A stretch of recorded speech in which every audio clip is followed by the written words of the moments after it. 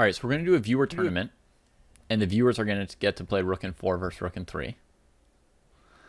So I'll set up the tournaments to start in half an hour. I've got Jesse's Fen, and I'm going to go set up tournaments now. Kostya, did you turn off Moobot the other day? Were you saying Moobot is now obsolete? No? No, it should still be working. Okay, cool. So I can still use Moobot to put like the tournament links in the play command? Yeah, for sure. Okay, super. Yeah. For the record, everyone, Yeah. I don't think the position's boring. I'm happy to practice that. I think it's like very practical for me and David. You're just waiting for somebody to come up with an idea. No, but these two guys, they put it in the 12 to 1300 bracket. That's what I have a problem with. It's like this endgame is already difficult enough for us to create some chances. Not that lower rated players, they won't have decisive games. They probably have more decisive games than we do, but it just seems like a very high level endgame to throw. Maybe by setting up the tournaments today, we'll partly see how appropriate it is or isn't for that band, right, Kostya? I mean, we still have a couple days where we could change the position if we voted 2-1 against Jesse. It was really him who wanted it in there so much. Well, it's good to practice like the drawn rook end games, like 3 versus 2, 2 versus 1. Because those definitely come up, and you have to be able to hold those against higher rated players. So I don't know, but enjoy fun. All right, so we'll split them at 11, 15, and 19, let's say.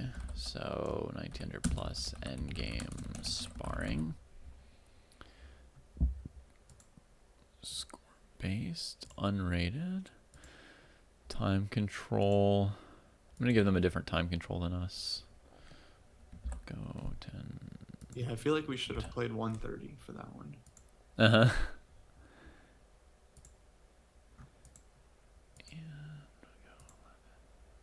That's actually even more realistic. Usually when you get to these rook end games, you're just down to the last seconds. Yeah. There were definitely points in the game where I was just like, oh, I have no more time to pick my moves at all. Just played some random move. There was some point where I played rook c3 to b3, and then I was like, oh, if he plays rook a5 here, it's inconvenient because I just played a passing move when I was under a minute. Yeah, no, that's another reason I wanted to play fast. I didn't, just want to give you more time to come up with tricky ideas or anything. Yeah, and save yourself time in case I ever do come up with something. Yeah, exactly. Okay, so unrated by rating created. Okay, so there's one tournament. Share the link. Put it here, and then go to Moobot. Arenas based on rating here.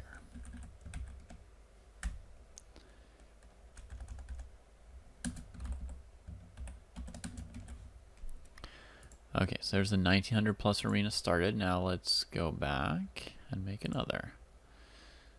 So go tournaments, club events, arena.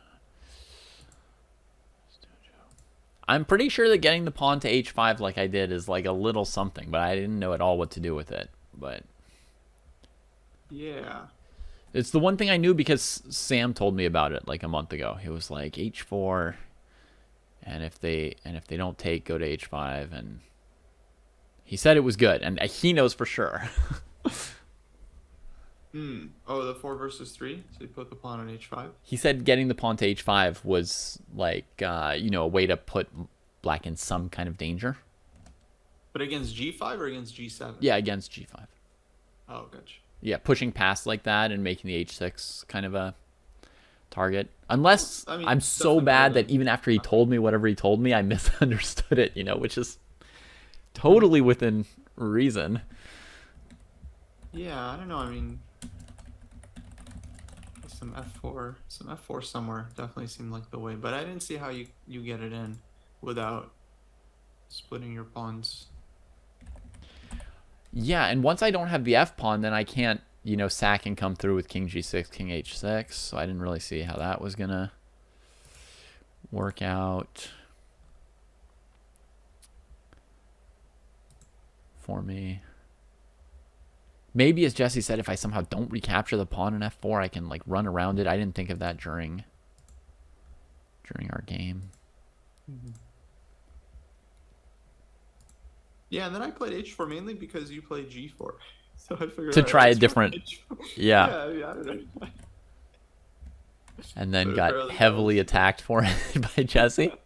yeah, apparently that was the worst move in the position.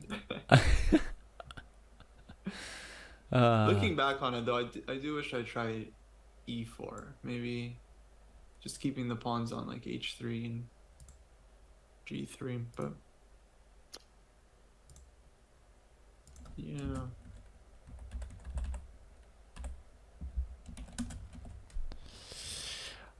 While I'm setting up tournaments, Kostya, do you want to mention the training you're doing on Sunday? Yeah. So this Sunday Because I'm gonna that's new. be trying something new. Exactly. I'm doing it's gonna be like the first, hopefully, of many training sessions with some of our members that are in the 2000 plus brackets. So anyone in the 2000 plus rating bands in the dojo training program are open to join. That's you, Liar Um, T. oh, great. Yeah, so I think it'll be fun. Like the higher groups, they don't have a ton of numbers or interaction. They feel like they're often working on their own, but this will be a chance for like them to work together, and they can. Basically, the idea is, I'm just going to help them accomplish parts of the program. So we'll definitely do a lot of sparring. We might do some of like the assigned books together. It's going to be like a little weekly training session just to give the higher rated players a little bit of a boost, some more motivation. I think there'll be a few people definitely coming. I think there'll be a couple masters and some experts. So it'll be like a good chance for them to try to get up to 2200. Sounds good. All right, I've created the third tournament. Are you going to do that every week on Sunday? Is that your plan? Yeah, that's the plan, to do it on Sundays at least until June, when I'm gonna play like a couple of tournaments in Vegas. Mm-hmm. And then hopefully we'll keep it going from then, but might take a little break at that point. Yeah. Or maybe one of you guys can run the class or whatever. Right. Yeah, if you get it going, maybe there will be somebody in it to keep it going, or Yeah, exactly. or Jesse or me, depending on our schedules. Yeah. Yeah, we're probably not gonna bring back the one-on-one lessons for the channel points. Mainly because there'd be too much interest, and we'd never be able to do anything else. Yeah. And yeah, our time is like really, really very limited. So if I'm gonna give lessons, it's gonna be to people that are like already in the program, and like I want to support them more. Also, I think, other than doing a profile for someone, I think it's much better to organize little groups of, 3 or 4 people instead of one person. Mm-hmm. That's in general how I've taught, and our training program seems to have embraced the whole sparring and working together idea. So I think that would make sense to try and do little group sessions versus a ton of privates. Yeah, that makes sense. Okay, all 4 arenas should be available. If we hit excellent play, we should be able to see them. They're open to anybody. There's rating categories.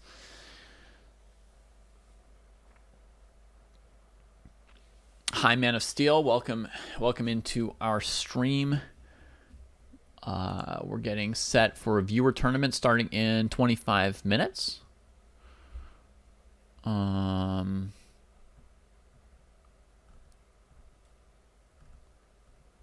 Yeah, Kenu, I did an attacking course last year and have not yet put it together for the website.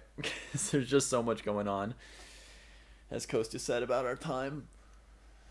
But at some point, Yeah, I'll package it all together and we'll put it up on the.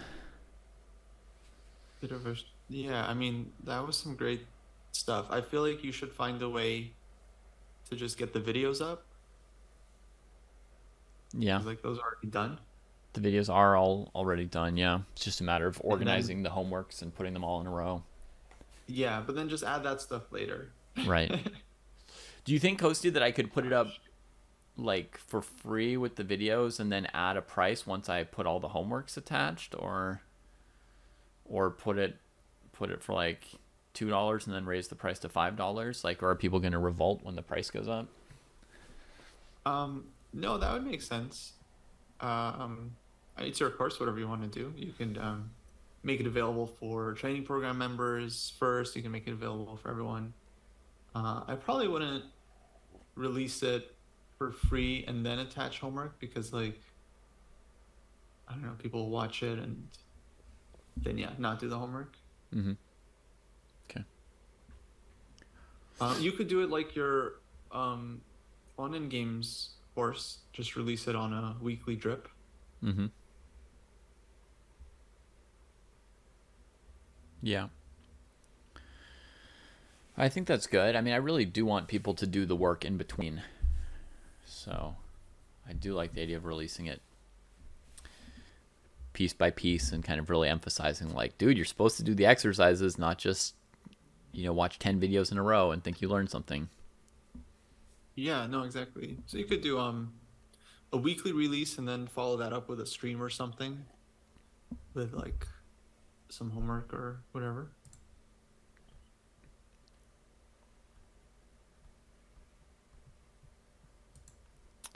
Okay, let's put the info up. So, fewer tournaments, fewer endgame tournaments, 4 sections by rating, play 4 links, and then view.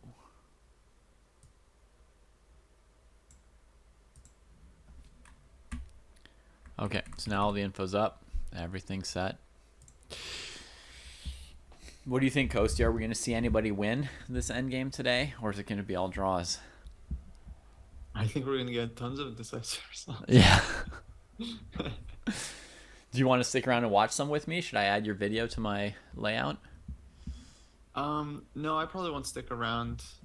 Okay. Should get back to other work, but um, hope people have fun. Yeah, I'm sure they will. Sure Yeah. they will. And we'll see. If everyone complains that it's 100 draws in a row, then we'll bring that back to Jesse, and we still have a day or two to change it for training plan 2.0. Nah, it won't be. It won't be all draws. No, no, for sure. People will find a way. Mm-hmm. But no, no. I think actually it'll be it'll be good for chat. I think people are kind of like me, where they kind of assume, it's easy draw. I should be able to hold, no problem. Mm-hmm. But I don't think they necessarily have the skills to like back that up. So Right. I think it'll be instructive, like all the possible mistakes Yeah. Like, even at the end of our game, Kostya, you barely drew that. Like, you played a couple good moves. of our first game. Yeah. When, like, the white rook is at f6. Uh-huh. Yeah, and then I went just for K3. Yeah. I think most people in chat would have lost that final position. It was tricky. Oh, no, no, for sure. For sure. Um, yeah, yeah. My No, I king don't, was very close to getting to g6. Very close. yeah. True. True. It was basically by one tempo, right? Like you're giving rook f7 check, I have king g8, Yeah. and you're If I go to the d file your to king's block on. side checks, then you can play rook f4. Then I have to maneuver the rook back to the f file to defend the pawn. Then you go to the side, and then I can't get into g6 because my rook on f6 is blocking my own king for one move. It's super, super close. But I wouldn't have allowed e6 if I didn't think that position was a draw. Fair enough. But it's close. You know, another thing I used to do with this kind of endgame training is if myself and my training partner thought we really got it, and we're like, oh yeah, we can just draw it or whatever, then I would speed up the time control to see if we really, like, you know, like, do you really have it, or is it, you know, with 10 minutes of thought, you can barely find it? Yeah, you know, we should play with like 2-second increment. It's a thought, right? It's another thing you can do is sort of like speed it up and see what happens when you're low, when you're really low. Yeah, that would put a lot more pressure. Yeah, it was very demoralizing actually in our second game when like, okay, I thought I came up with one like tricky idea I could try to like walk into, but then I was like, wait, you have 8.5 minutes? Yeah. Like, you'll figure it out. I'll figure it out. Yeah, it's like there's no chance.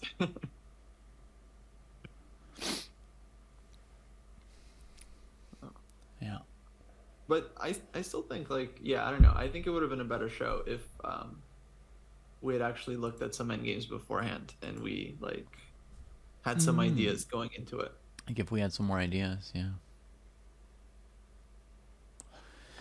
Yeah, I mean, while waiting for this thing to start, I could look up some of these games. So let me. I'm not going to use the one from. I'm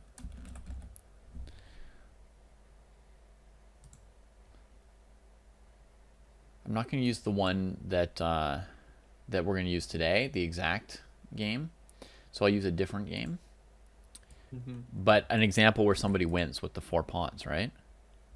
Yeah, the position that we had our game from, did I win that game or? Stan, if you're 1579chess.com, just join the 1500 to 1900 group. Yeah. Use your chess.com rapid ratings to pick which tournament you're in today. Yeah. All right. So now, okay, so what I want to do is learn analysis board over here, load a PGN. Okay. So this game here goes to 4 versus 3 in this position.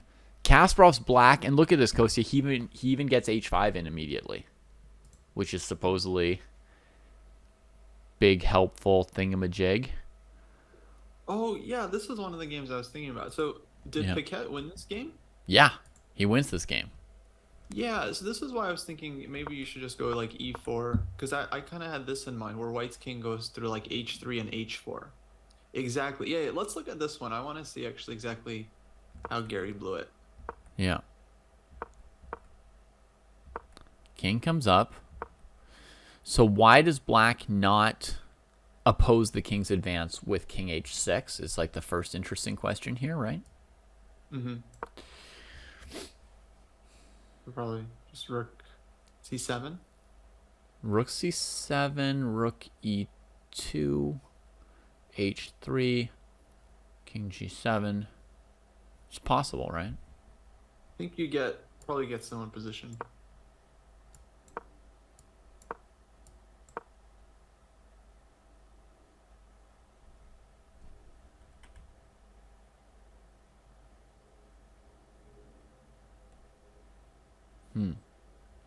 And here we're looking at like king g5, rook here, g4, something like this. Rook h3, f5 would be the idea. That looks very dangerous for black, right? To take h3. How White tries. Yeah. h3. I have no idea if this is still like what happens here. Like rook g3. Either king could get mated. Whoops, sorry.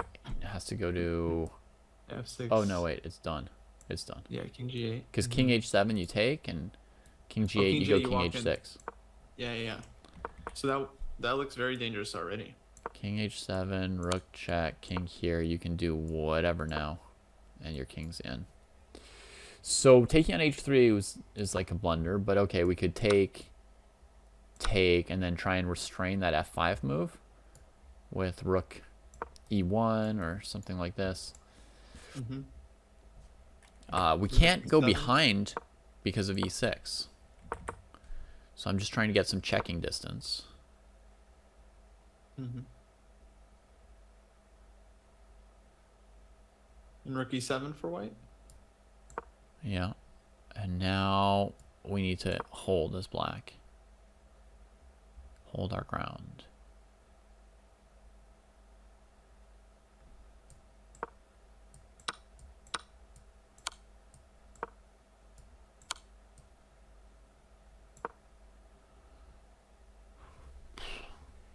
I don't know if Yeah. this So how did he position's lose dangerous. this? So how do what? How did he lose this? Yeah. Okay, so I don't know how good or bad that position is that we've reached at this point. Are you confident that black's drawing it now? The 2+1, I think, yeah, should be a Yeah. draw. Okay. It seems tricky to me because white's going to get the pawn to f6, right? So then, are you going to bring the king to g6 to defend? I guess. Yeah, I think so. Oh, white's also threatening e6 now, Kostya, if we wait. Mm-hmm. Yeah, it's like rook e2. So you play rook e2 here? Mm-hmm. And then against f6, you'll play king g6. But e6 now because there's the pawn on f5, Kostya. Yeah, a6 is still good, right? Yeah. Yeah, sorry. Maybe king f8. So you have to go king f8, but now you're locked in that back rank, right? So f6. Mm-hmm. Yeah, I mean, this one definitely is still tricky, but I think it's drawn, right? You think it's drawn? Okay. Okay. So that's one look. Okay, but let's see a variation that we know is one because it's going to be the one from the game, and then we can always come back. So king g7 was played. PK advanced further. Gary kept the rook on e1, stopping that e6 move. Rook c7, rook e2, rook e7. So you can never take on h2 because of e6. Rook a2 was played, but I guess king f8. No, king f8, king f6. Oh my god. Mm-hmm. So why didn't he just stay on the e file? White's really close, and the question is, why not rook e1, Kostya? Yeah. He's probably going f5 takes here, and then come back for that. So f5. Then king f8. Yeah. Then king f8. Saving move there, I think. So he's not even going h3 g4. He's just going for f5. Oh, but you're saying king f8 is still fine? I think king f8 was still saving in the line I just tried. What if white takes on f5 then with the king? Okay. Yeah, I mean, I feel like this is still savable for black. Two. Mm-hmm. Maybe I need to play king f8 first. Well, it's not easy. It's not easy. Because I may be allowing e6 even here, right? Oh, yeah. Either king f8 or rook check. Yeah. So king f8 rook moves. h4. Uh-huh. Still feels scary, but This white has something to chomp on. Like you got this h5 on always. You get some rook h6 somewhere. right. So here, and then maybe like you could even try some trick like this, and then rook comes across somehow. Oh, exactly. With your king holding the g pawn, you create enough of an imbalance. Yeah, I mean even this might not be enough, but that would be something to look for. Then you would know you've created a problem. In the game, black played rook a2 here, and he just broke, takes e6. Wait, why didn't he just play e6 here? Maybe check and king f6. Ah, so he does this to interrupt rook a5 check. Comes here, random move, but he's completely dead. The white king's got f6.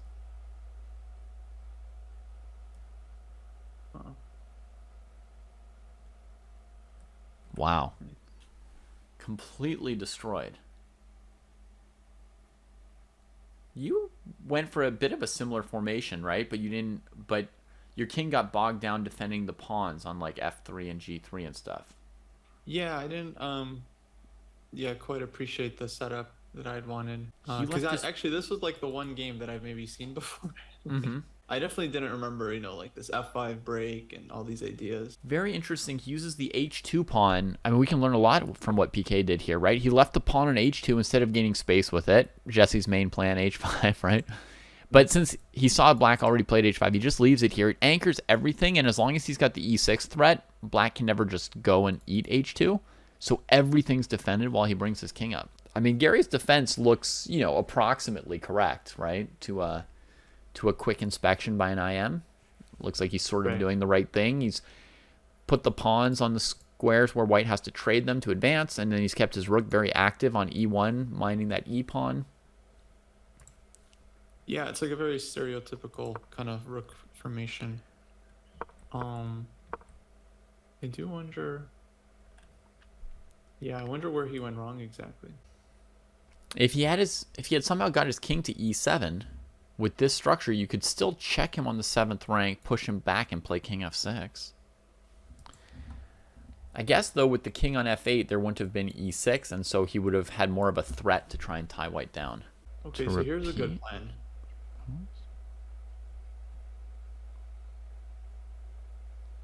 Maybe black should have put the rook on the 5th rank at some point. In this game here? When he still had the chance, yeah. Okay, so let's go like here. Here you played rook d3. Rook d3, king h3. You want to try rook d5 now? Well, let's say rook d3 is fine. Okay. King h3. Let's say black goes rook e3 or wherever. Okay. So we get rook to the 7th, let's say, for white. Yeah, let's say king g7. Wait, no, king h4. It's the same. Maybe king g8. Okay. King g8, king h4. So now the question, can you go after the h2 pawn or what? No, let's go like rook a3. Rook a3, okay. So you're going to hang on, and then you're going to freeze me on the 5th rank. h6. Yeah, let's... There has to be a way for black to get it. Give black the 5th rank, so no rook d3 or whatever. We need the rook on the 5th rank, king on g7. Okay. So, yeah, what we were doing here, Kostya, if rook a5, I'll just show people, then white would have had king h6. And it falls apart because of the mate threat. Yeah. The defense. Right. And black can get out like this, but there's check here and king here. And the f-pawn becomes sort of terminally weak. Even if you played rook a7, there should be a winning plan of rook to f6. Tying black up completely. Yeah. So, okay, I'm going way back before rook d3. What's the next idea?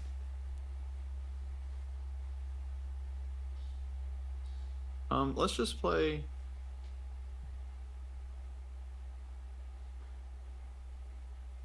king g7. No, rook.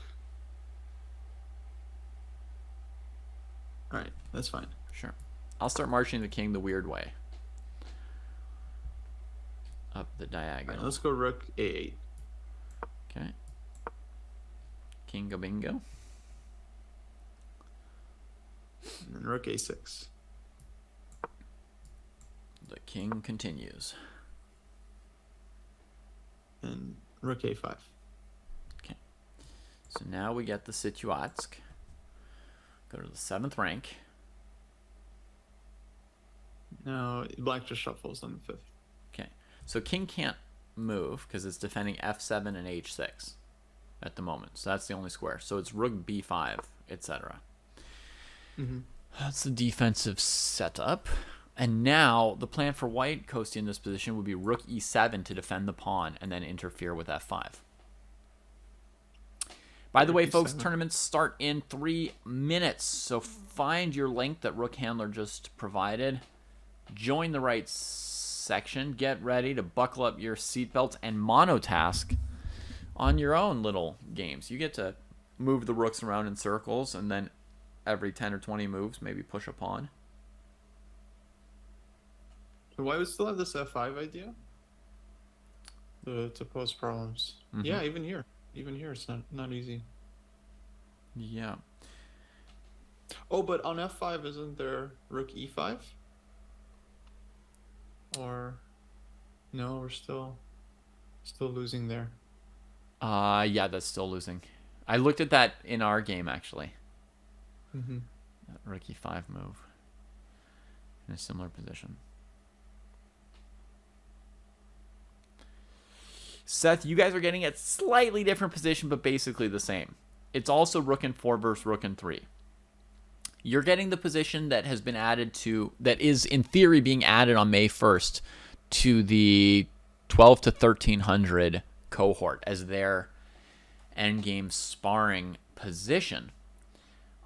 Jesse gave Kostya and myself a slightly different position so that it wouldn't, I don't know, just, he didn't want it to be move for move exactly the same for all of you. Some reason. Yeah, so you guys are getting rook and 4 versus rook and 3, but the pawns are going to be on opposite sides. So 7 passed pawns.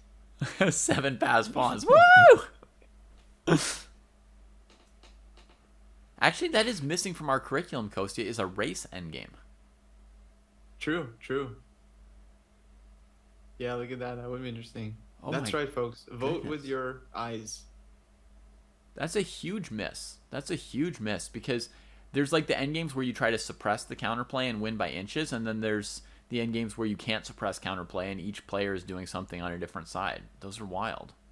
Yeah, there's definitely at least one endgame sparring position that's like a very double-edged rook endgame, like counterplay on both sides, but it's not like it doesn't start off as both sides have passed pawns. It kind of just evolves into that. But that would be a good one because those are so tricky. Like, I don't know if you saw the recent endgame, like Alice Lee against Irina Krush. Yep. Where they both have passed pawns, and like Alice Lee's pawn is much stronger, but Irina has 2 passed pawns. Yep. That was just, and there was tons of mistakes from both sides in that one. So that would have been, maybe we should just take that position.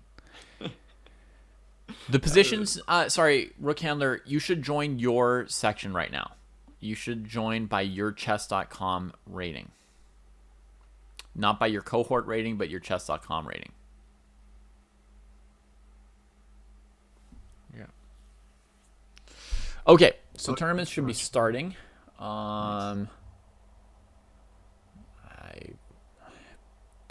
In the new Play Chess server coast, it's very hard to watch the tournaments in order to comment on them.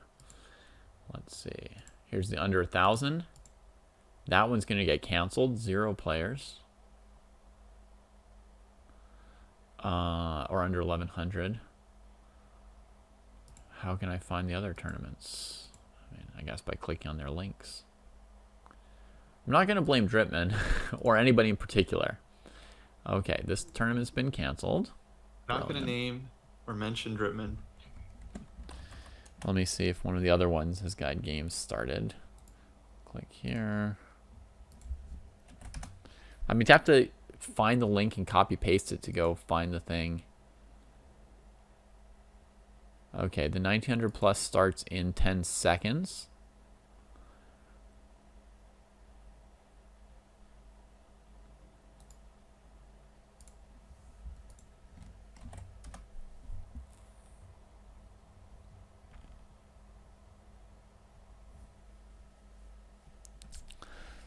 Ooh, we've got Jack playing. Go, Jack.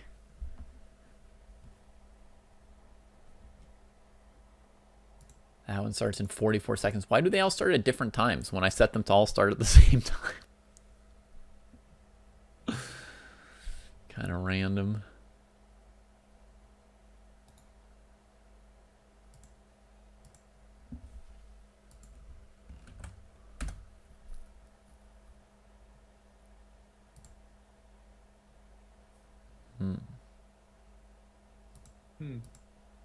Maybe just do like one big arena for everyone. Yeah. Looks like I have no choice but to edit it since these other sections all got canceled. I feel like this is an endgame where it is worth it to play against a higher rated player.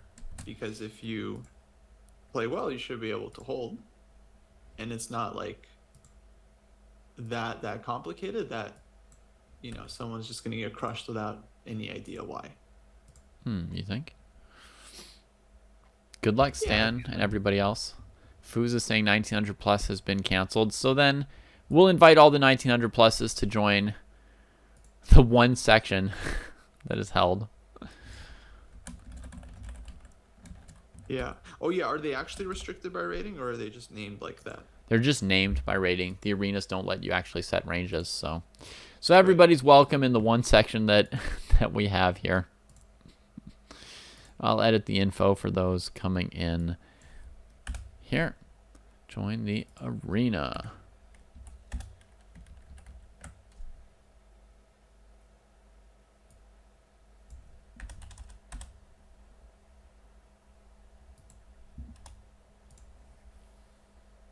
Okay, so that's set. Let's get a game on the board here.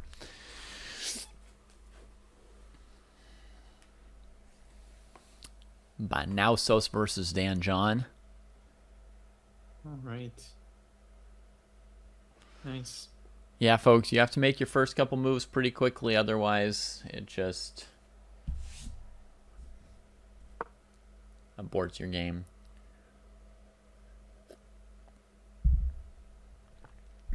It's yeah, well, at least you don't have Jesse judging you for your 30 seconds. Yeah, for your first move.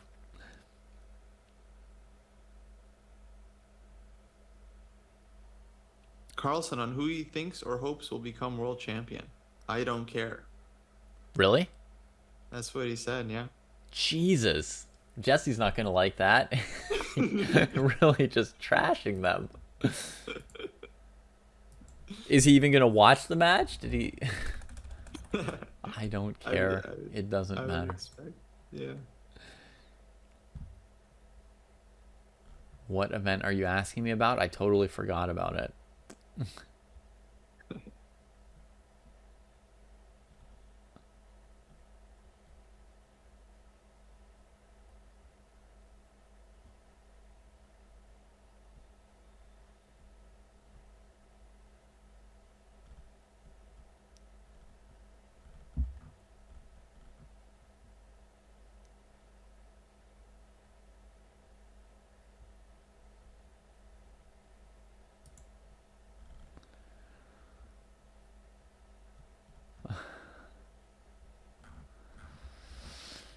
So black's got a pretty good setup, right? G6, H5, active rook on H1, poking at white's structure, committing one of white's pawns a little bit.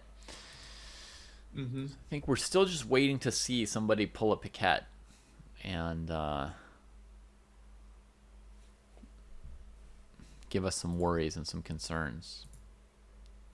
Yeah. Of course, another great endgame worth studying would be Panomari of Carlsen, which I think actually, I think Magnus covers in one of his Chessable courses. Like he has one on like endgames, and he shows a bit of that game. You should really go back and watch it. Is that a 4 versus 3? Yeah. Yeah. Sorry, I should have explained. That was actually a 4 versus 4 that he ends up winning. What? No. I kid you not. Yeah. Yeah, I assumed you were familiar. That's why I was like, oh, Panomari of Carlsen. Wow. But yeah, I mean, white's pawn, he won as black. White had the fourth pawn was weak, so he ends up winning the pawn. It was like an E5 pawn. And then he wins the 4 versus 3 after that.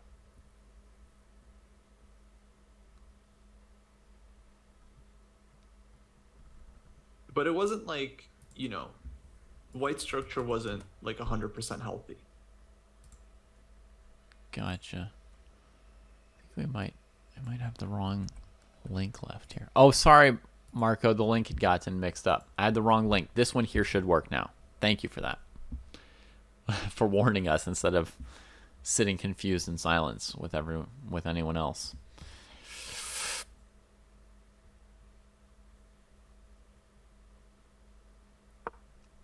All right.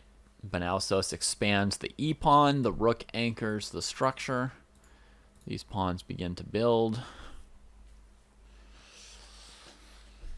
I think at first blush, what Fu says makes sense. Saying that it is rude for Carlsen to make a comment like that, and maybe better to just not say anything if the only thing you have to say is something that could that easily be construed as rude. Yeah, it seems a bit rude.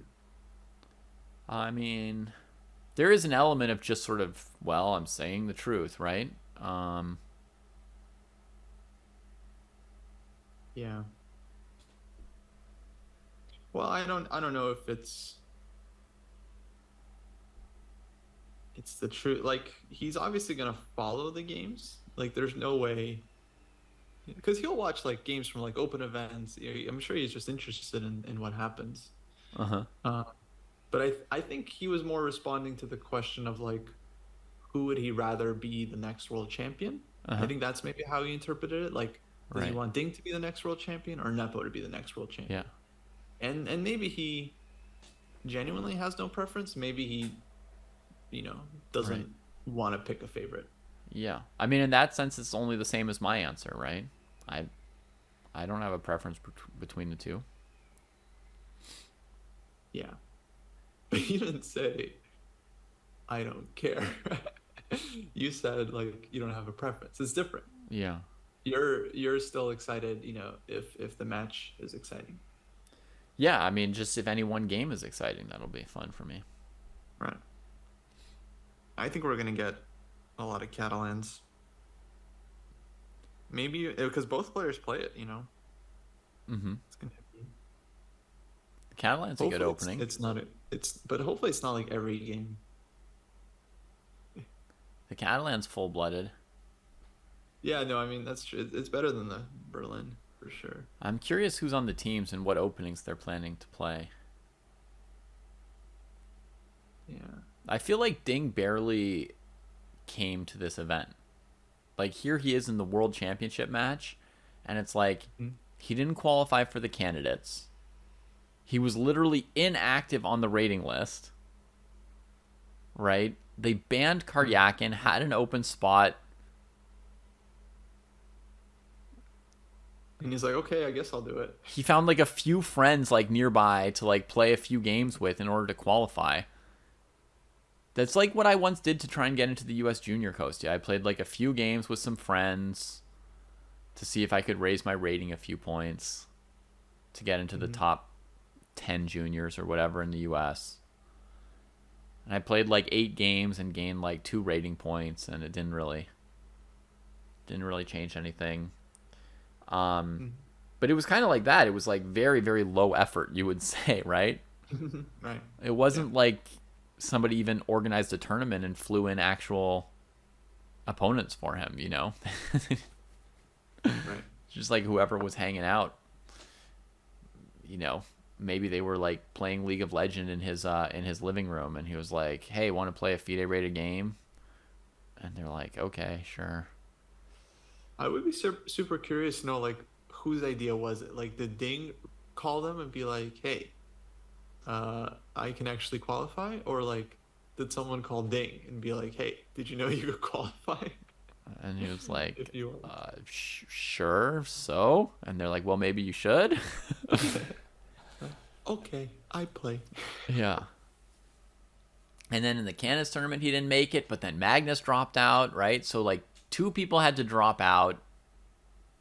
A fake tournament. He almost didn't have an active rating, or he didn't have an active rating, right? I mean, it was like he was almost not even playing chess anymore. And then here he is in the World Championship match. It really feels like sort of stumbling into history. Oh, absolutely. Yeah, he's not the same Ding that went 109 games unbeaten and like would just destroy people, beating Magnus in playoffs. Like, yeah, it's not the same. And then even in the candidates, he started off poorly, and then you know once he had no chance to win, he started playing with a lot of freedom, Yeah. and then ends up getting second. He ends up getting second at the last moment via a little bit of a Nakamura also not playing his best in the second half. Right. And Fabi. I mean, I feel And for Fabi. Fabi because he was saying on the podcast like he never fully believed Magnus would give up the title, so he was still pushing very hard to try and catch Nepo, Right. even though he had a very comfortable second place position. He could have tried to hold on to second. He could have played the tournament I mean, differently. 100% because he was. I think he started off fine, and then he like started taking tons and tons of risk in those games. Yeah. Whereas, yeah, obviously, if he decided, okay, let's just play for second, then yeah, he would have had much better chances. Yeah. Whereas Nepo, it does not feel like a stumble, right? Like he was laser focused. He wanted that rematch that Carlsen wasn't interested in, but he wanted it. I mean, Yeah. he played like he just had to do it. Yeah, Nepo, I feel like really matured. Like, Yeah. And definitely. he's been somebody who, in general, has been a little bit less motivated compared to other top players. Or at Right. least that's what they say, right? That, he Yeah. doesn't like that he had other interests other than chess. And like his trajectory, you can see it's sort of later in life in some ways. Like he was a child prodigy, but then he moved up a little bit more gradually because at times he wasn't studying as hard. But then when you see how he played at the candidates, it looked like the guy really wanted to get back to the championship match. Mhm. Yeah, no, I think it's well known. He used to be like a big video gamer. He would spend lots of time playing video games Yeah. up until he was like 2700 for a couple of years, and then decided, I guess one day to just put his full effort in. Yeah. Liar T lost a game without making a move. Probably the reason you lost is that you didn't move. So next time you get a chess game, move a piece. Unbelievable. Like, unbelievable. At least I got H4 off in time. Yeah. Yeah, you may not like Kostya's H4, but he didn't lose. He didn't lose.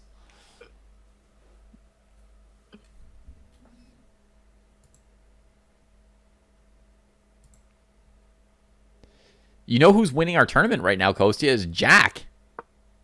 Jack? Jack is winning our tournament. Let's see Jack. Where's Okay. Jack's game?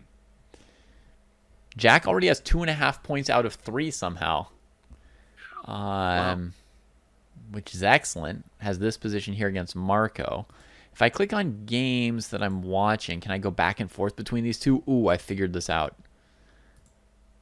It's not fast. It's not easy. Much worse than live chess. I don't understand, Kostya. I don't understand how anyone could not see that live chess was much better in the UI, Yeah. which they could have ported over if they realized. But anyway, in live chess, for example, this is just very, very simple. Like, I'm not being a boomer here. In live chess, you could switch between games with a single click. Right. In this, And it it's requires complicated. minimum 2 clicks. Yeah, because you have to click, yeah, like tournament and there's games. No, I know it's prettier, but I don't think it functions better. Looks like Marco's got a pretty good defensive setup here against Jack. But at least, it was actually very easy to challenge you for the games today, which I think is new because I don't think you were able to do that. It was easier But it was very before. simple. It was easier before as well. No, but before I wasn't able to just challenge you with a fen. I was. You would, but wouldn't you need? Because we would just do it automatically. We would just do the command. I used to be able to do it in 5 seconds. Today you did it in like 2 minutes. And Jesse No, couldn't just do it. send He a completely challenge. couldn't. Wait, to send a challenge Yeah. with the fen? Yeah. Wait, rook trade. Uh-oh, Marco. Is that okay? Can you draw this king and pawn ending down a pawn? Maybe. Maybe. Wow. It feels pretty drawish, Yeah. but of course, okay. King h5 looks good. So king g7, right, might have been a problem. That was not obvious that you should trade rooks to hold as black. Wow. You got a good opening lab question from Cartier. How accelerated? What's the correct degree of acceleration? It's funny. I think, to answer the question genuinely, I think middle is what most people do. Mm-hmm. So two knight c6, two knight c6. Middle meaning like one time accelerated. There's Yeah. also there's also the there's also delayed. There's a fourth option, right? Like you can do the opposite of accelerating. You can play it slower.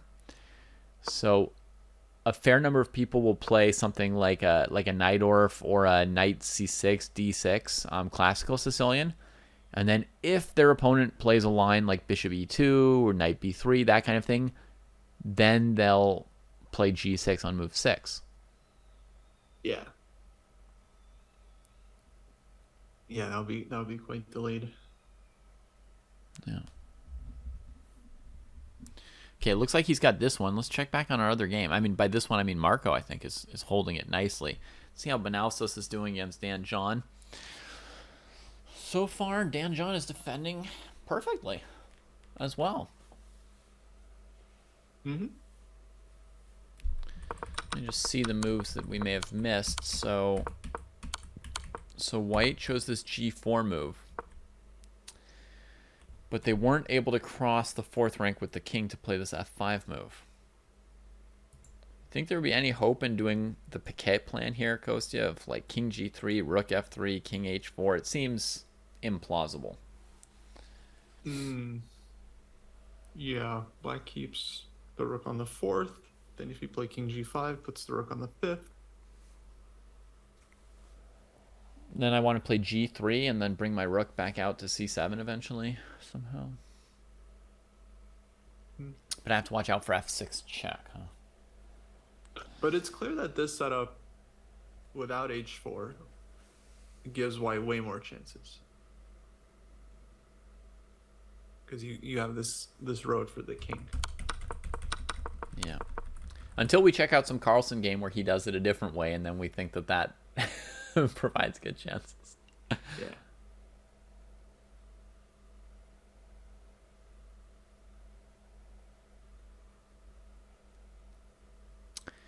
Yeah, so for example, in the Najdorf, if white plays bishop e2 on move 6, or a4 on move 6, or a3 on move 6, apparently, some people even play that awful move,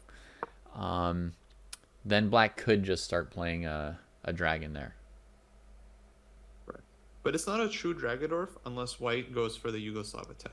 Yeah, the true Dragodorf is like you're playing the dragon, straight up dragon move order, and then when white goes f3, bishop e3, you then play a6 instead of castling quickly. Kostya hasn't played a3 on move 6 against the Najdorf, though. That wasn't. Yeah, not yet. That wasn't a stray shot. Maybe one, but there's a lot of moves I have to try before a3. There's like rook b1, rook g1, knight b3. There's too many, too many moves. Abysmal moves. Dude, Jack won. That's not possible. Why did I look away? How did Jack win? That doesn't make any sense. Oh, I can still see it at least. All right. What on earth happened? The downside of They've already repeated 4 times. E4 takes. No, don't take on E4 with check. Oh my god. E4. Wow. Oh. Yeah. How much time did they spend on that? Marco, his time went up. Something less than a minute, because he still has 9 seconds left than he started with. See, that's how you win this. You lull your opponent to a false sense of security. Yeah. You hit him with E4. That's tricky. Wait, Dan John's played a great defense, but Banalsos has a little something here.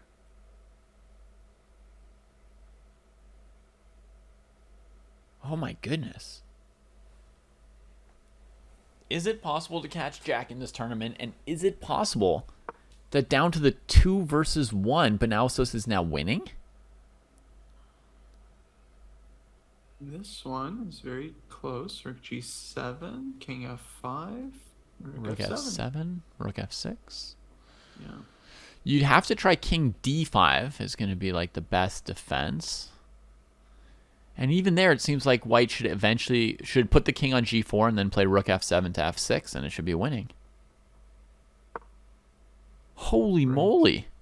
How did Banalsos win this? Let's back up a few moves, Kostya. Because I literally said that black played perfectly. Probably he didn't have to go up to the 6th rank. Yeah, right. Oh, the being too active. King f8, and you keep this rook from ever getting at you?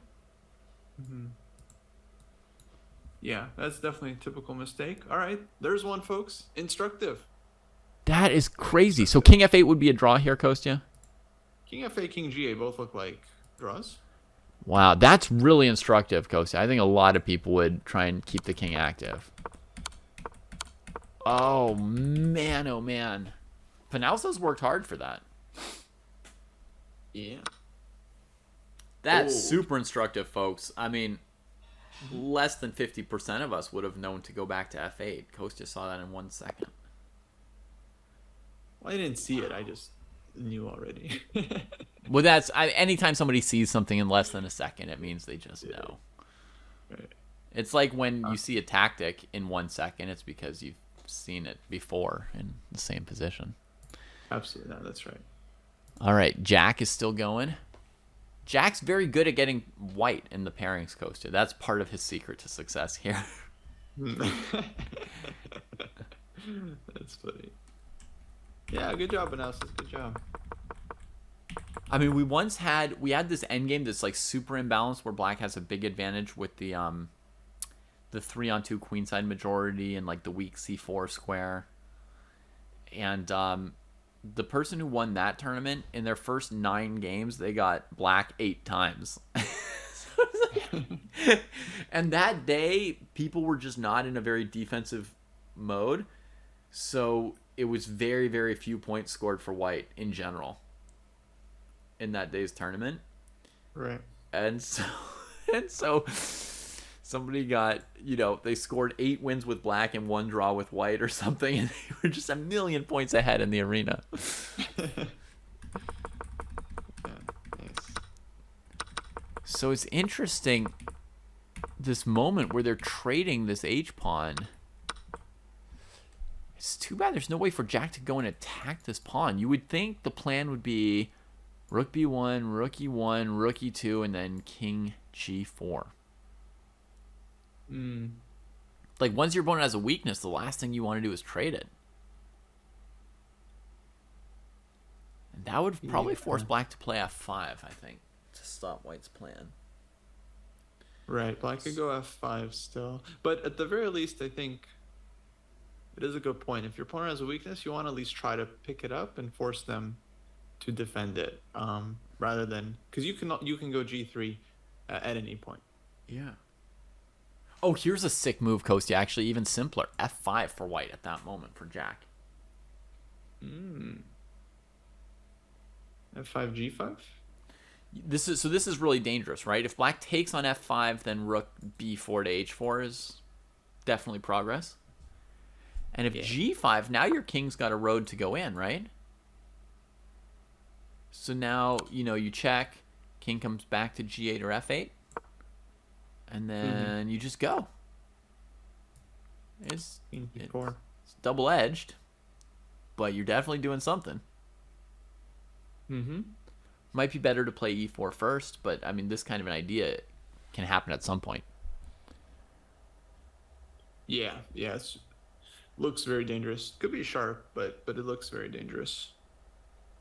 Liar T can't find a way to make a move. I'm so sorry, Liar. Yeah. It sounds like you're caught in a really bad version of Groundhog Day. Groundhog Minute.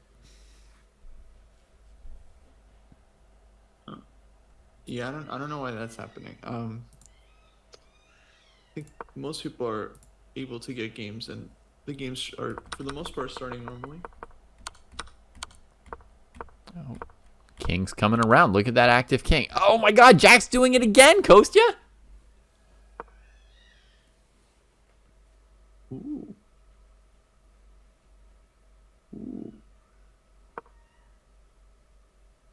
That h-pawn's not really going to help much. You just need to take f6, I think. But here I feel like Black's main issue is that Black has been playing extremely quickly. Like, Mm-hmm. Black should have tanked several moves ago and not have allowed this. Okay. Let me see.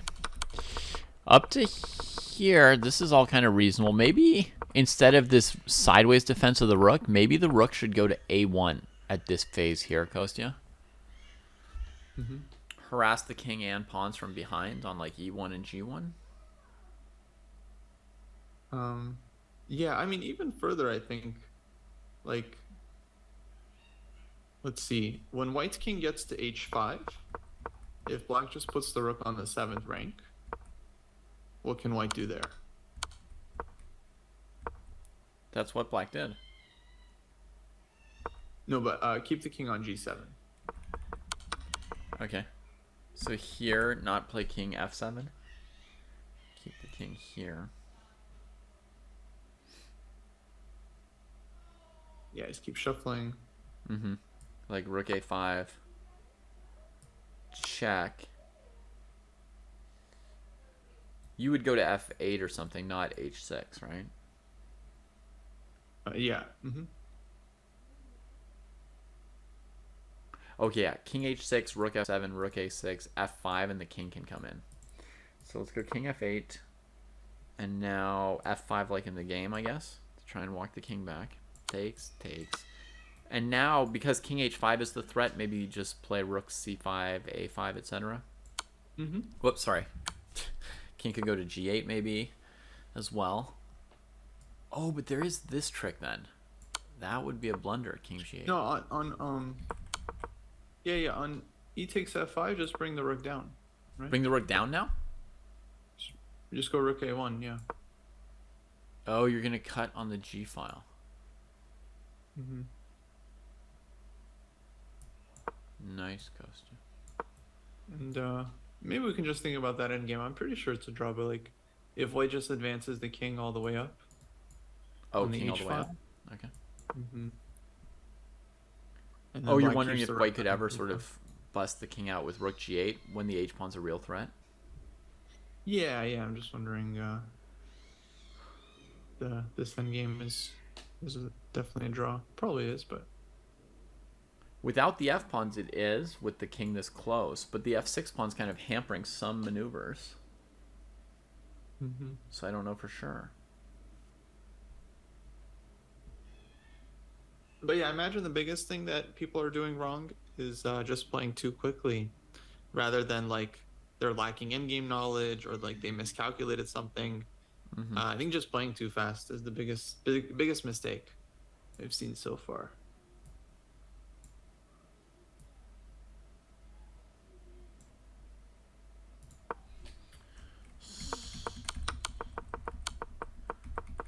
Let's see if Jack can take care of business. Oh, yeah. Although, here. Oh, it's a stalemate trick. Nice, Raptor. Nice trick. h6. And now rook f8 should trade off that rook.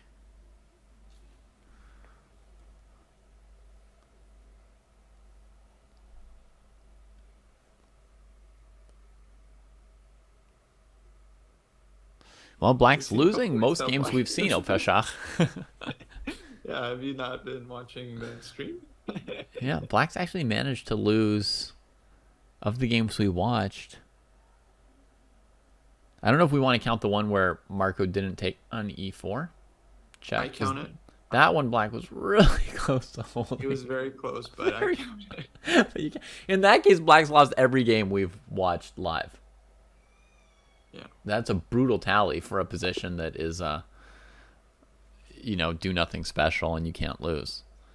Well, it's this common thing. It's like, and I don't know how to fix it. Like, because I've been ranting about it for years. Like people, well, it's the same thing Jesse was mad at me about. People like play with this feeling like they can't go wrong in the end game, and then they move really much faster than they should.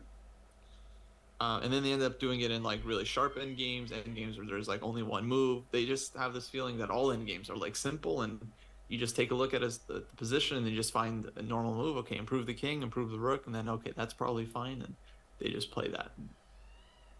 No, actually, endgames are very, very tricky, and there's all kinds of details and ideas, and you have to spend your time calculating and being concrete and watching out for all kinds of little pitfalls. And yeah, especially as a defender, you have to.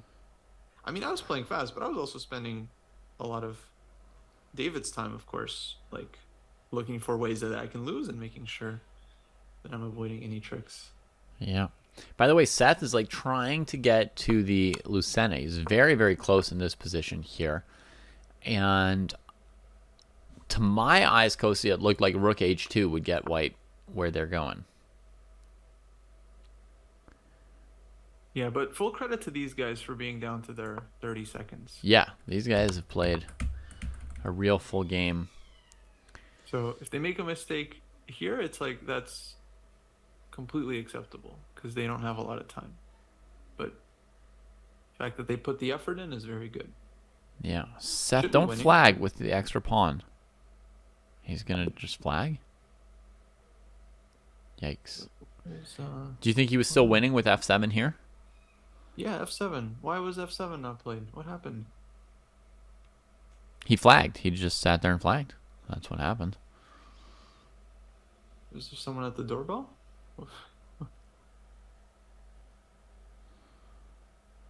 Stan won. Yeah, GG Stan. By surprise. First win for black. Yeah, F7 here I think should be winning, right? Let's see Kiternach. Kiternach is like giving up a lot of rating points to the other players in this, or a lot of the other players in this section. Let's check in on them, see how they're doing with this endgame. Seth, whether it's a win or not, it's not important. You have to move. You have to move the pawn, and then figure it out because you have 30 seconds. Yeah. Often you don't get to figure it out. You just keep making moves without any idea what's going to happen. Yeah. If you don't see how you're losing the pawn, just play F7.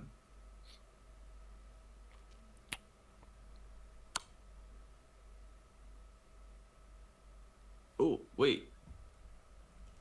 What happened? You want me to back it up and see some of the moves up to here? Yeah. So, Banausos rushed the H pawn up.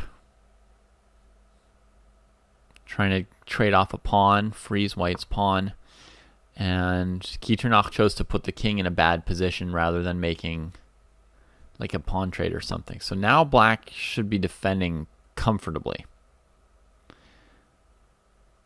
With the king on H2, I guess. Oh, the new chess.com interface, he can't even see where the clock is. That's brutal. That's strange. What do you mean you can't see the clock?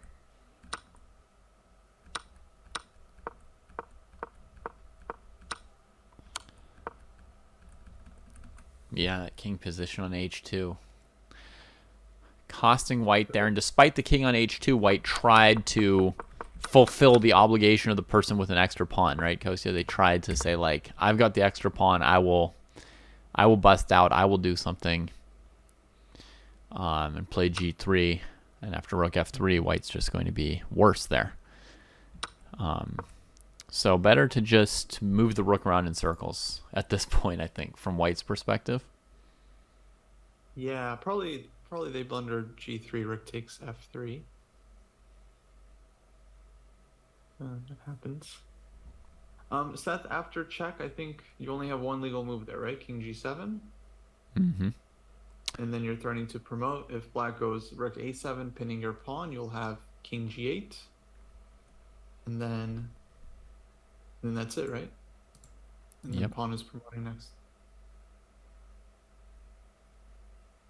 But okay, really, I mean, yeah, if you, there's something wrong with the clock, obviously that's going to mess things up.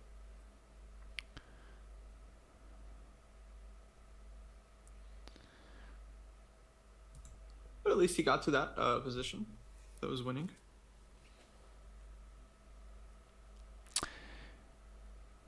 Against king e7, you would bring your rook down to like h2 and check the opponent on e2 to push their king away.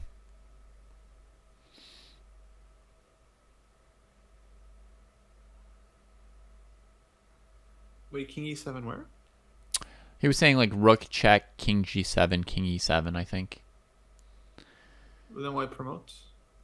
Rook takes. Still on. Oh, sorry. Yeah, it's like f7, king g7, rook h7 for white. So when black covers f8, you have to extricate the rook from h7. Yeah, you have to know this idea. Just rook down and check. And it's game. It's a very important idea. Sometimes you even leave your pawn hanging because the rook can take, but then the rook ends up hanging.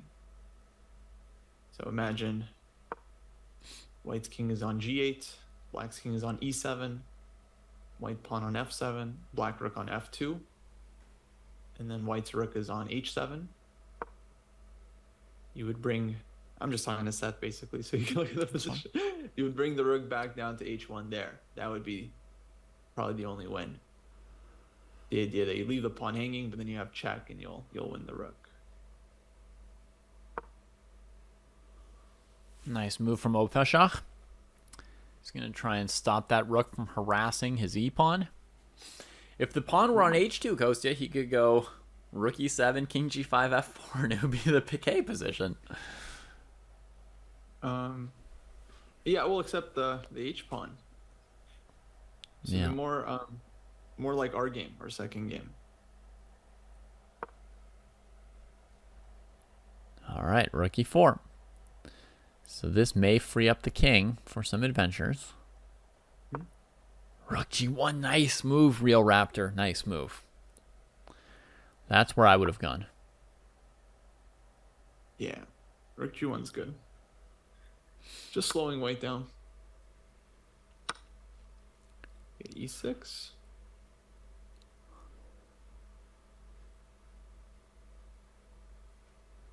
Yeah. So a pawn gets traded. That's fine with black at this phase. I mean, Opeshach had to do something to make progress, but that's not too bad from black's perspective. Someone made a good point earlier that a lot of players on the defensive side, they're trying to always do something active, like they don't feel comfortable just sitting. Mm-hmm. Which is kind of an important point about these endgames. Like, I mean, the way I do, I like rook g2 here. The way I do it is just I try to understand if white has a threat, and if not, then just sit, just shuffle. Rook g2, rook g1. Yeah.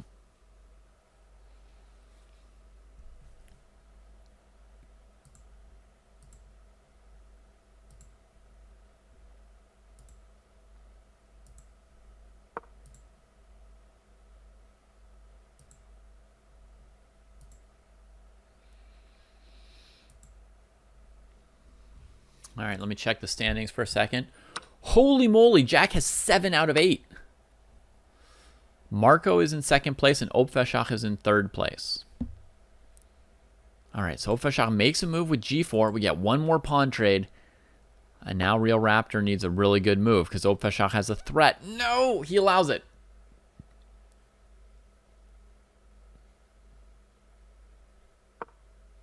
Uh-oh.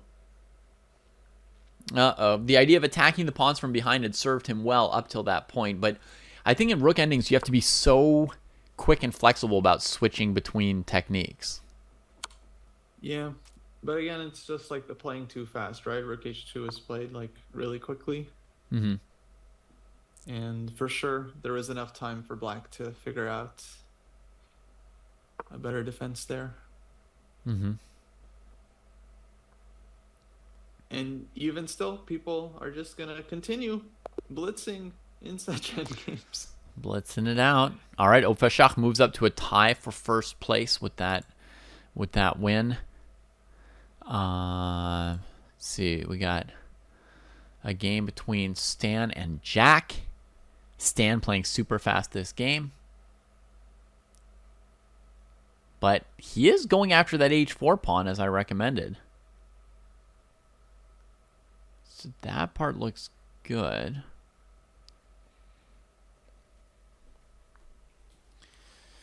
So Jack needs a good move right here. I mean, I know it's Stan's move, but after Stan plays something like rook e2 or e4, uh, black will continue to need a good move. Mm-hmm.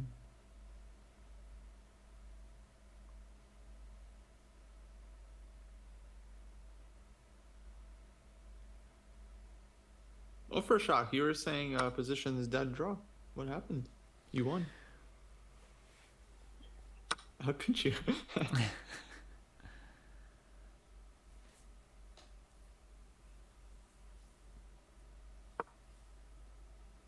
Kostya, do you remember in our game that it was possible for white to bring the king to f5 and get checkmated by rook f4 when I had a pawn on e5 still?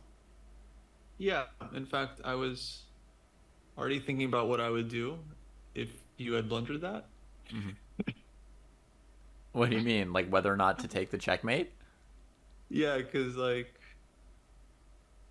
was thinking, like earlier, I was thinking, if you mouse slipped or something and like hung your rook, then I would, just like not take it, right? So we can just keep the game going. Oh, right. Like if one of us plays like rook a3 instead of rook b3, we could just shuffle files and keep going.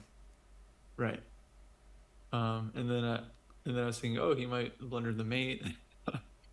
Yep. Then You gotta mate me, Kostya. Don't hesitate.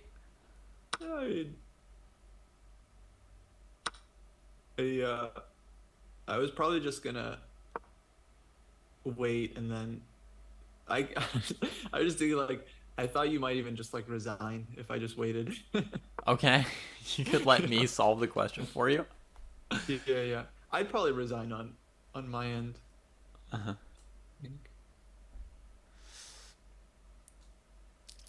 Well, it looks like Jack is probably gonna hold this king and pawn ending here.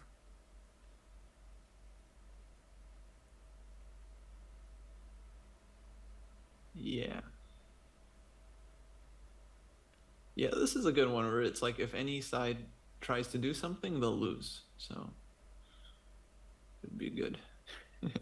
Good experience. Yeah, if anyone runs their king around to the d file to try and create some action instead of just hanging out on the h file. Right. Yeah. Or like g5.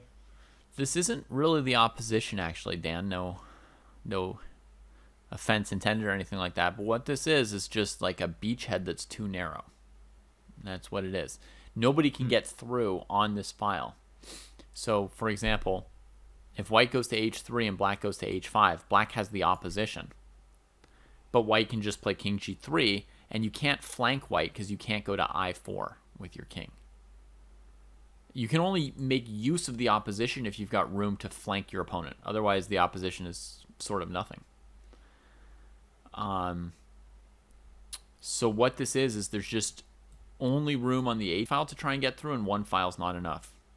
Normally, you need 3 files worth of space, of open space, to be able to progress. Interesting, way of looking at it. You need to be able to juke the opponent with your king. There's no way. I also learned from Dvoretsky, Dan, and this position here would not be under opposition. This is his concept of the beachhead, whether you've got room to get through or not. If there were more files but they were blocked with pawns and you could trade 1 or 2 pawns, then he would call that widening the beachhead. And then you'd be able to turn the opposition into something through a flanking maneuver.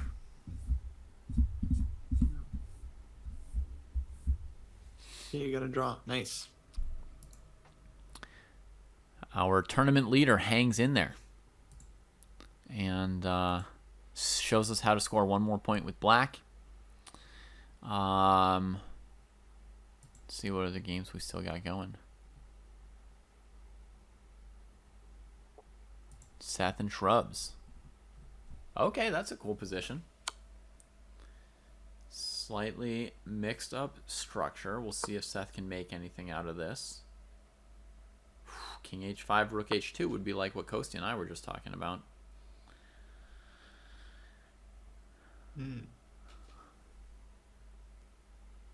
Yeah, Stan, I think yeah, neither side could really do anything. Mm-hmm. Yep, Definitely that was draw. definitely a correct So, draw.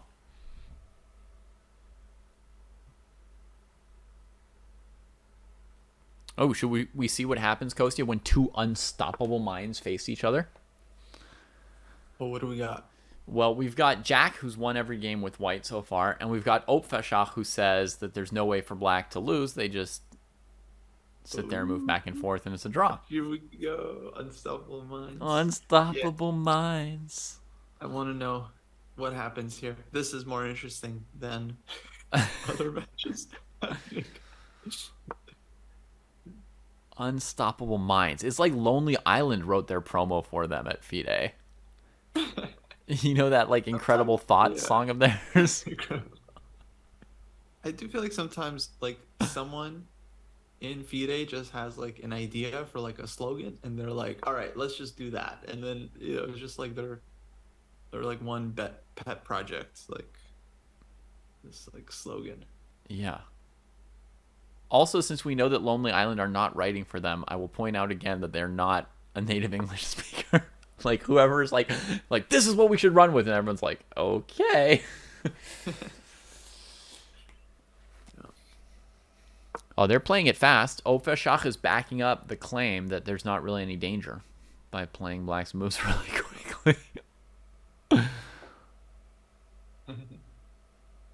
All right, let's see what he does here.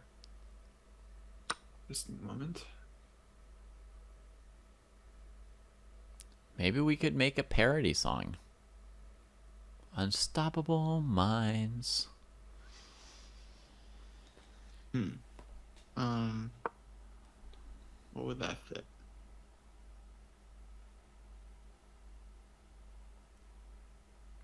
I don't know. Do you think that Opfeshach's in any danger so far? No, I think he's done fine. It's not like, yeah, it's not the easiest endgame still to hold, but I think I don't think he's done anything wrong.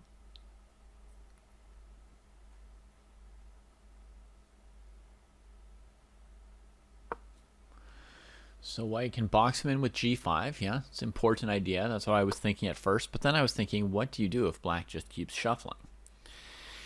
Foos also was looking at g5. You can go rook b8 and rook b7 sort of trap that king. But as long as the rook just sticks around, where does white break through? Oh, Jack's just going straight for it. Like he's got the whole thing mapped out. He wants to put a pawn on f6 next. Mm-hmm. Yeah, yeah, it's worth trying. Liar T, I promise we're not messing with you. Yeah, we don't know what's happening um with your games, why you're not able to start. I don't know. Maybe yeah, I don't know what's going on. Yeah. I mean, there's like 10 other people playing right now. Yeah. I don't know what's I different or what's promise you, going yeah. on. Right.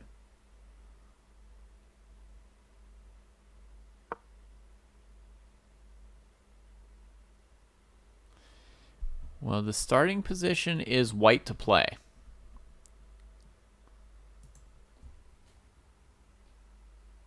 I can tell you that. Yeah, rook c3 could be done double Jared.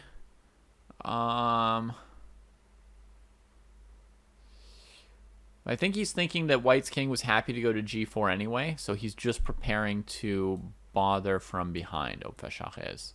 And note that despite everything Opfeshach said about the position being simple and all and playing some moves quickly, once Jack revealed the plan and the idea here, Opfeshach stopped and thought about it for a minute. So Yeah, that's one thing I'm noticing some people aren't doing. They're like not really thinking about the opponent's next move, which is really, really critical, not just in endgames, but in chess. Yeah, rook c1, you can kind of see that's like, right, he's anticipating king g4 and he's getting ready to deal with that. So it's a big part of playing these kinds of positions. Liar T, I'm not an expert either, but that sounds unhealthy or dangerous. Like, I think if I drank that much water, I would be in danger.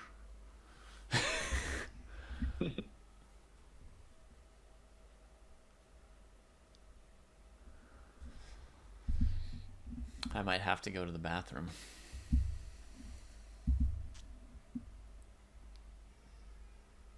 Oh, I'm really sorry to hear that.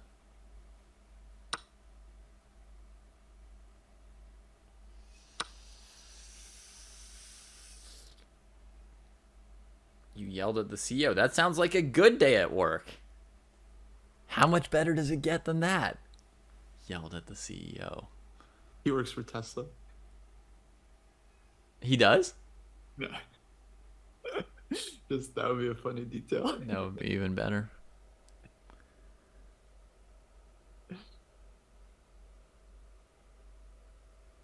And didn't get fired because you were right. Perfect. Wait, I still don't see the problem. It's like a stressful situation.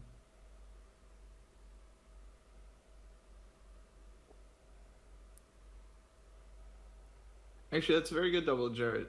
The reason why a lot of these endgames are drawn is because the best, in many cases, that white can achieve is a one-pawn endgame where black is already very well set up for the Philidor defense. And that's why knowing the Philidor defense is super important, because then you can navigate all these different possibilities and all these different endgames. You kind of know, like, okay, I can hold it as long as it gets down to one pawn. All right, the king comes to displace him. Yeah, Kiternach had a great question, folks. You know, are we supposed to study these positions or just play them fresh? You definitely start off by playing them fresh. You are allowed to look at them as well, but not with a computer. Like, we never want someone to memorize a few moves of computer play in order to pass one of the sparring positions, right, Kostya? Yeah, absolutely. A lot of the positions are also selected as such that the computer doesn't really help. Like if you turn on the engine, there's some where it wouldn't even help you. The same. Yeah, there might be some, but there might be some where 2 or 3 computer moves could help you, and we don't want anyone to learn it that way. So the sparring positions are definitely to be examined, you know, and so if you try it out and you can't draw it or win it or whatever the goal is, then the first resource is talk to some of your opponents, see if you can exchange ideas. Like every time I play one of these endgames, I want to ask Kostya like what he thinks about various positions. That's always like the first default, is to get some ideas from your opponents, and then if that still doesn't get you there, you know, you can tool around with it some more. Yeah, don't make the mistake of thinking that the point of sparring is to win these games. We're not just looking for who's like the best, you know, end game savant that just knows how to play these positions just instinctively. The point is to play the positions and make mistakes and then learn from those mistakes. Exactly. Like what you're doing right now is just part of the exploration. It's just like some of you may play the same position 25 times before you feel like you really got everything you could out of it. And so if one of you is at game 3 right now and someone else is at game 10, someone's just further along in the exploration than the other person. So. Yeah. Looks like Opfashach is holding his ground here. I would say he's, absolutely holding it. Clash of the tournament number 1 and number 2 at the moment. Wait, go back 2 moves. It was king on g4, and then rook gave check on g1, and then he played king f4, right?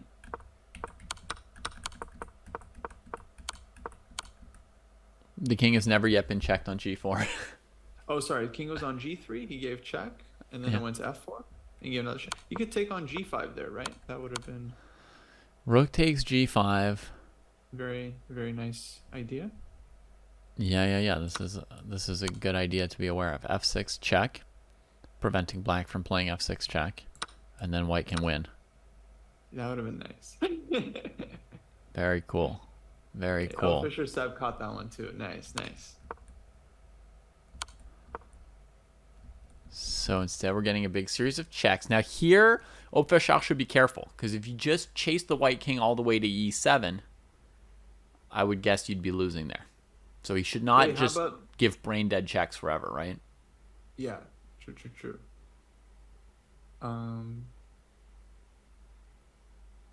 Oh, he's thinking that. Okay.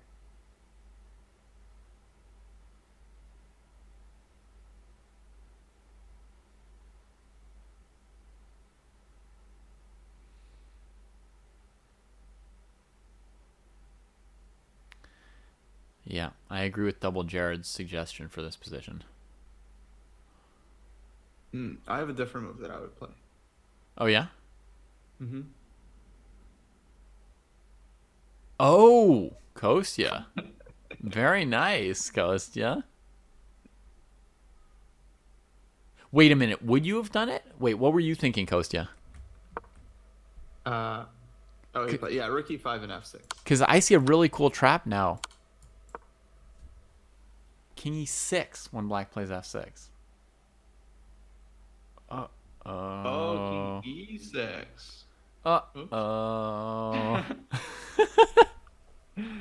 Nice. That is sick. Nice. That would have been another way to lose.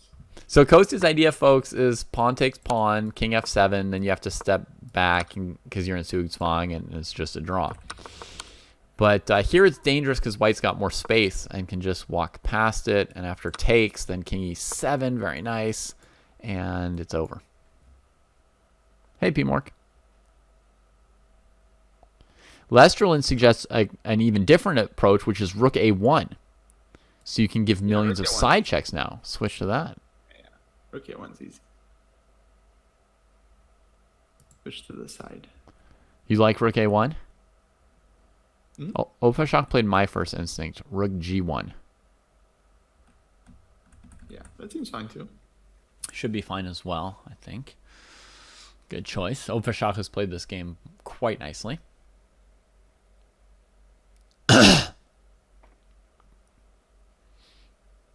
Double Jared thinks both are fine. Rook g1, I mean, trying to immediately. But what would happen on f6 check? Yeah, the danger with rook g1 would be like f6, king here, king here. Mm-hmm. So then you go rook g5, king g5. And look at that. Black wins? Mm-hmm.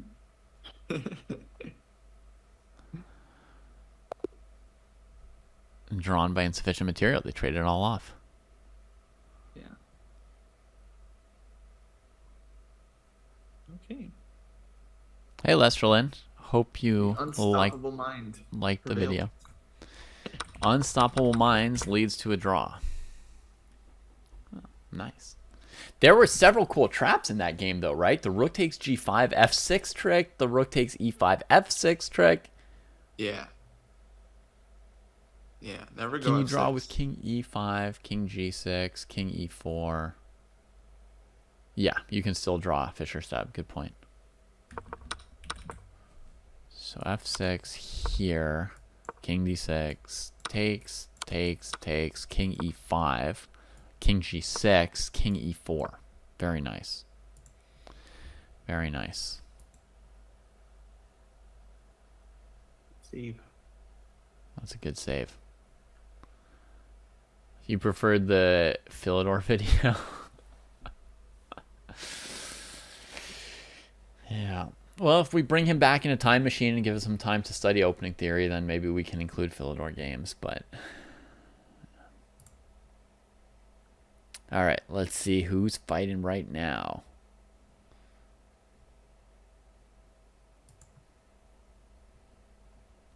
Okay, king on h4. Interested?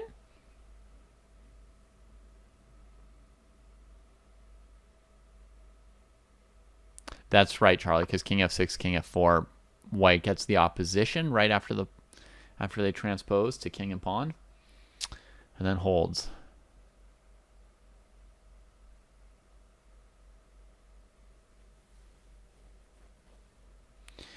All right, king tries to hold the h-pawn. So white's got something to latch onto here, right? A bit of a weakness on h5, split pawns for black. However, the rook tying him to e3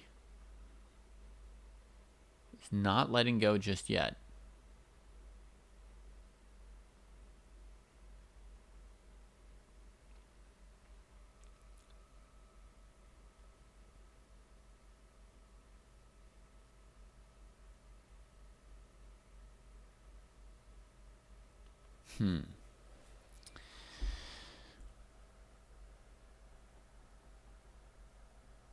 Oh, actually, there's something really critical here, Kostya. I think rook a6 check was sort of a critical moment. Instead of rook b3? Yeah. Let's say f6. Maybe it doesn't matter too much, but the point is it's check, and then after f6 we can transfer the rook here. And then we'll be threatening e4, e5 eventually. And if the king ever goes back to f7, we can lock in this move f5. And then the king can't get back to defend the h-pawn. Whereas in the game position, white plays rook b3, right? Black could play f6 now.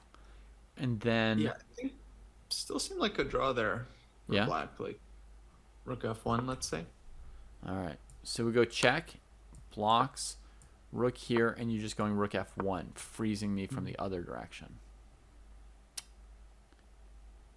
Gotcha, gotcha, gotcha.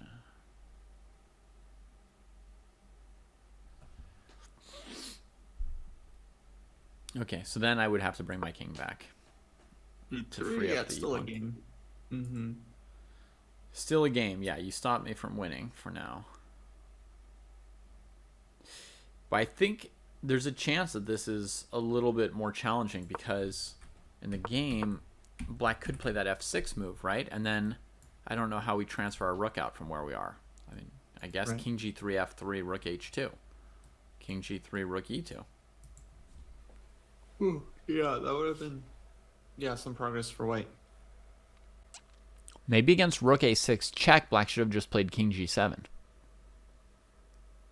So the rook can't yet go to e6.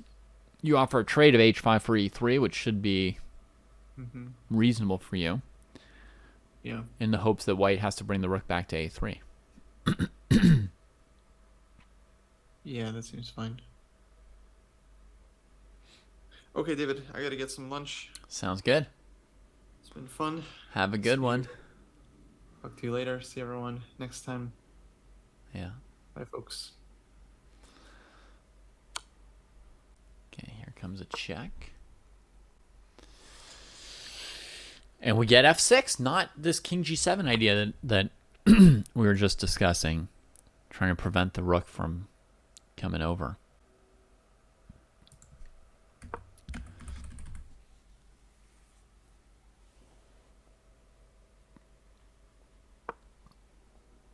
Yep, so definitely what I want to do here for rook handlers is rook e6 move. And now I think black's defensive task gets a little more difficult.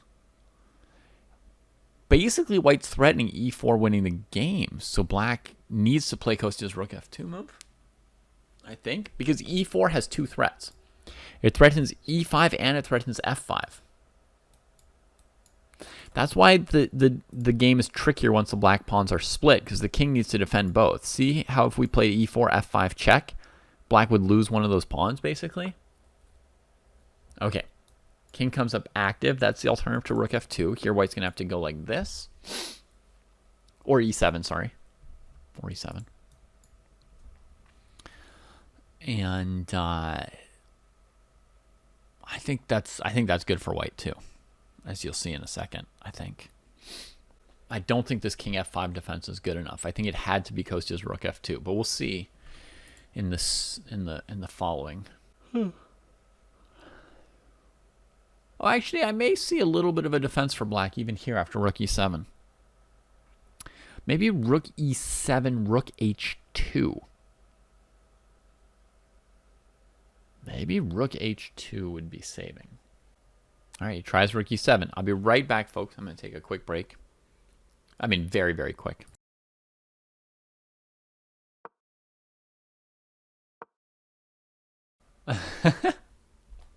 I agree, Liar T. Definitely always best to laugh things off. Oh, this rook h2 that I suggested as a possible defense was no defense at all. King here hitting the rook, and then white's got time for e4 and pushing forward. Yeah, that was not much of a suggestion. If you'll excuse me for having a bite on stream, I'm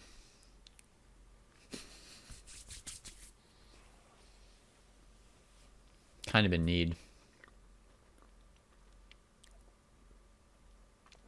Rook e2 back, and then on e4 you can just take it. Yeah, everything's good, Charlie. This is a piece of bread with peanut butter. Awesome.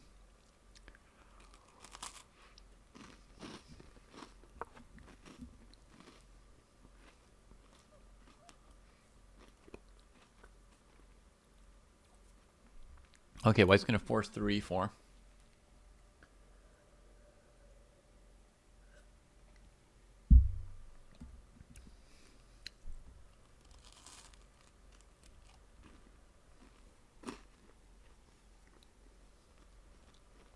Rook Handler's really cranking up the pressure. This endgame's super interesting.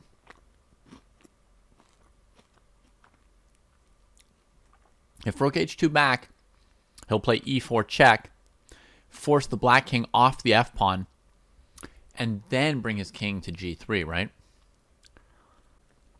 Liar T, your username doesn't have anything with lying, does it?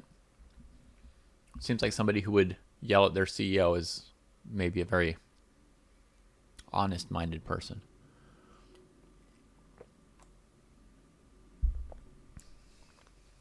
At least I'm a very honest-minded person. That's something I would do.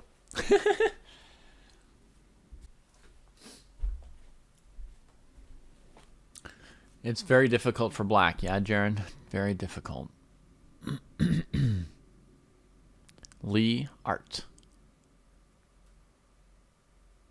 Lee Art.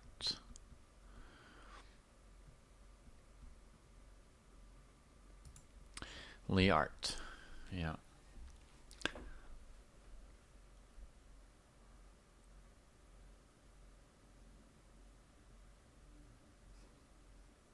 Good work, P-Mork. Good on you. I hope I didn't say anything that, well, I guess you probably wouldn't have stuck around if I said anything that felt really mean to you. Lee Art.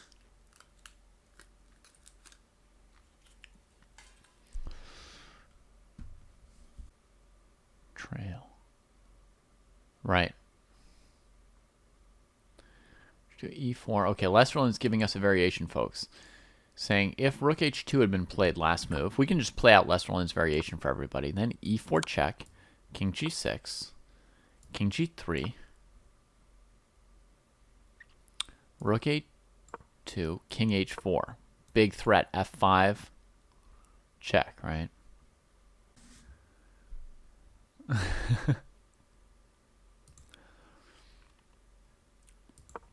Okay, so in the game, rook e1 was played.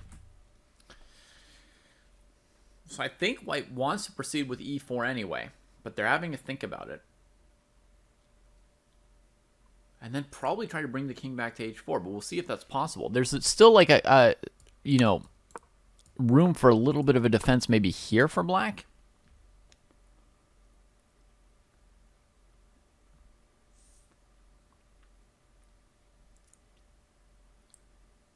Maybe this move could win, though. Is there any defense to this idea? Oh, yeah, there's one. There's one defense to this. I thought of this during my game with Kostya, actually. I had the same idea against Kostya, but with pawns at e5 and f6, black pawn at f7 and h6, and white pawn at h5 and f6. I had the same idea of like trying to squeeze the king against the side and attack this pawn. The mad rook. Lesterlin and Jared are all over it. Boom! Only way to save this position.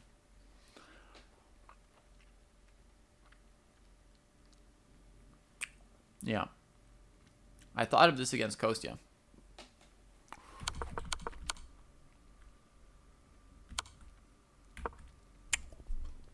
So this is a clever looking defense, but here's a win for white instead of h4.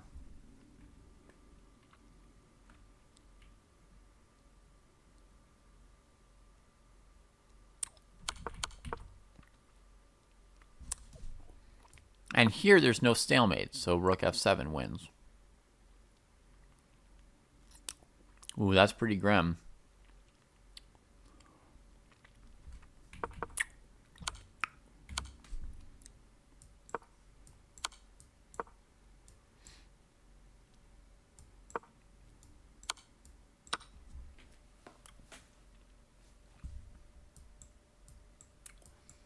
I could have done the same thing here against Kostya. With the whole position transposed one row up.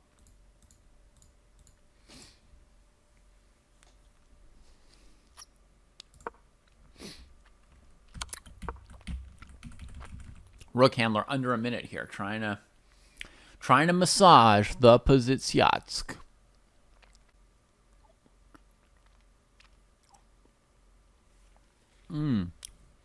That I don't know, Lesterlin, but I found an easier win for white, right, with rook g7 to g6 in this case. Okay. King g3 was played. Rook handler's down to half a minute. Played the same move we were just looking at.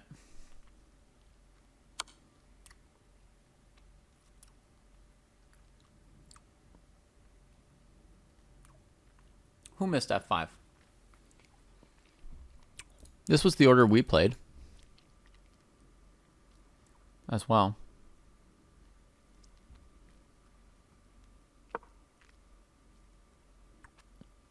I think we played king g3 first, and then against rook f1 we played f5. Rook f1 is to prevent the king from activating to h4. This move is to encourage the king to activate. We'll see how that works out.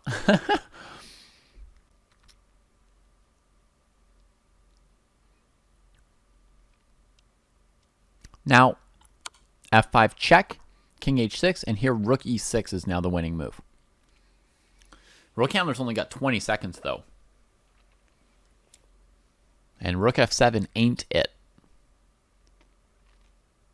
It's got to be rook e6. Oh! That ain't it, boss.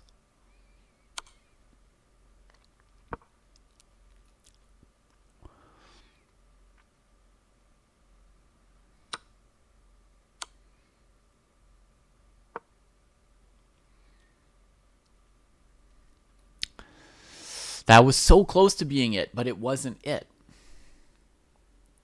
And Banausos is going to save the game now. What a good feeling. It's a great feeling to save a bad position. Great feeling.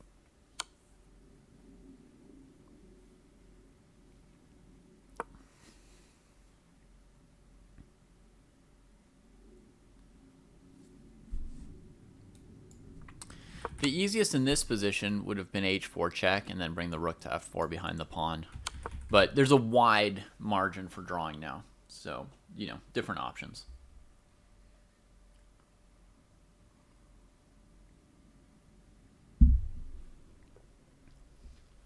Nothing too concerning at the moment. A nice thing about the arena is that anybody can just sort of drop in and play a couple games and then move on, right? Like, you don't have to be there when the tournament starts in order to play. MBH King Jordan and Can You Tell a Dad Joke? Both in here now. Awesome. Good to see. All right, the rook comes back, trying to just trade off that f-pawn. Makes sense. The caterpillar.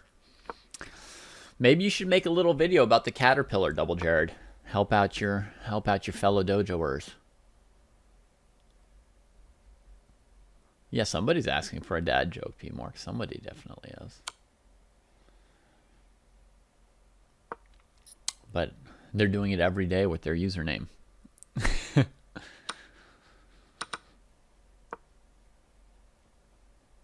Draw offered and accepted.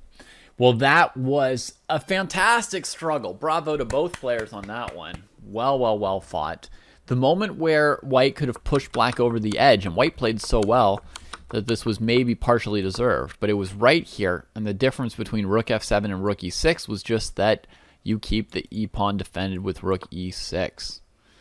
Actually, then, after this move, how do you win? You still don't win, actually. The caterpillar's not enough to win.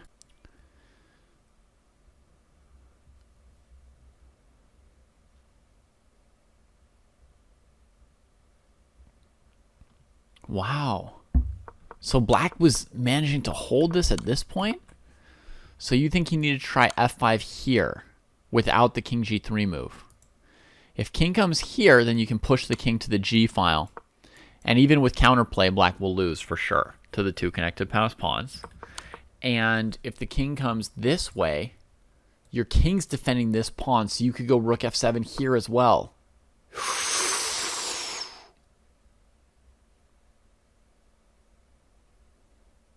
Wow, so king g3 was the lost tempo. I think you pointed that out during the game, Jared, but I was thinking that king g3 and f5 would be enough to win. Wow.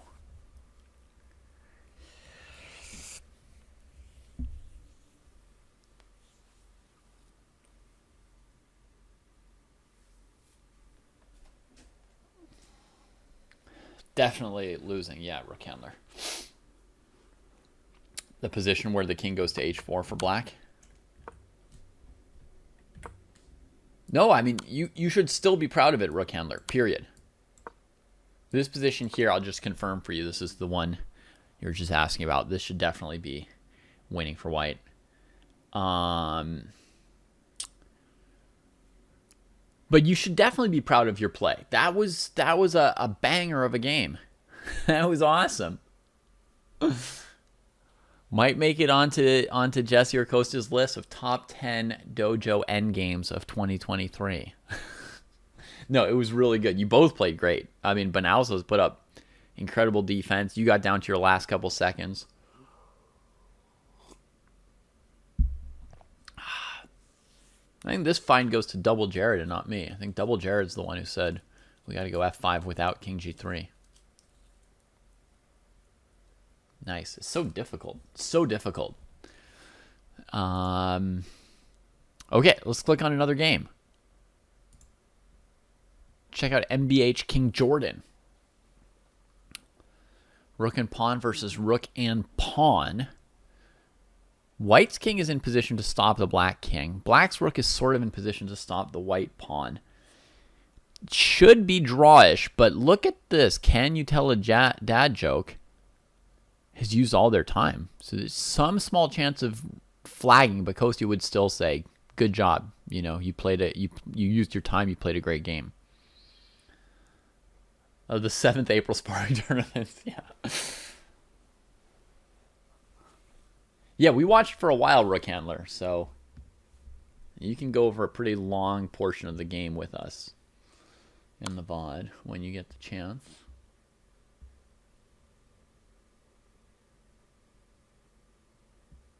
Oh, it was MBH King Jordan who welcomed you to the dojo for the first time, huh, P-Mark? Wonderful. On that fateful day where you lost a bunch of games and became a true dojoer. Absolutely, Ben. We should do that. That is so true. To do that, we would just need a little assist from everybody. I think everybody could be cool with this. We would just need everyone to send us one or two of their own games.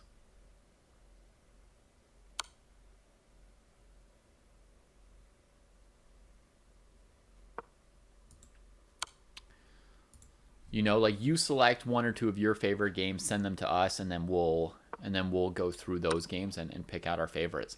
I've tried in the past to go through entire like game archives of 50 to 100 dojo members, and it's just too much work. I've done it. I've done it.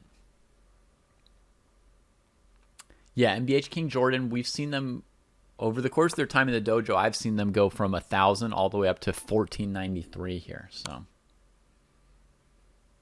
whatever you want to send us, Opfeshach. There's no reason we couldn't do rapid games. We could do 2 separate categories, rapid games and classical games. Would be fun. This is the classic Title Tuesday endgame. The one that holds everyone up on the increment for a few minutes.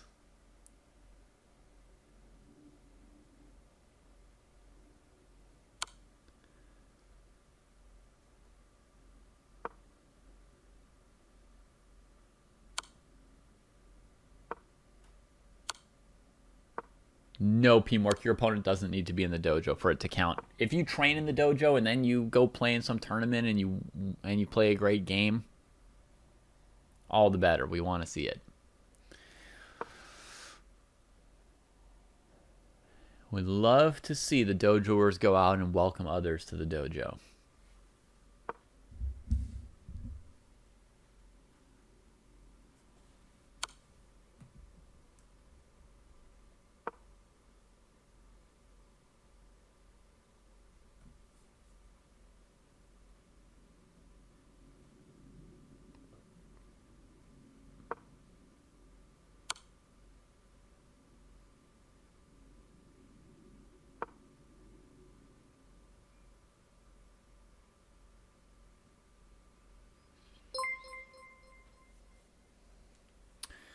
Oh, Adam, thanks for the raid, man.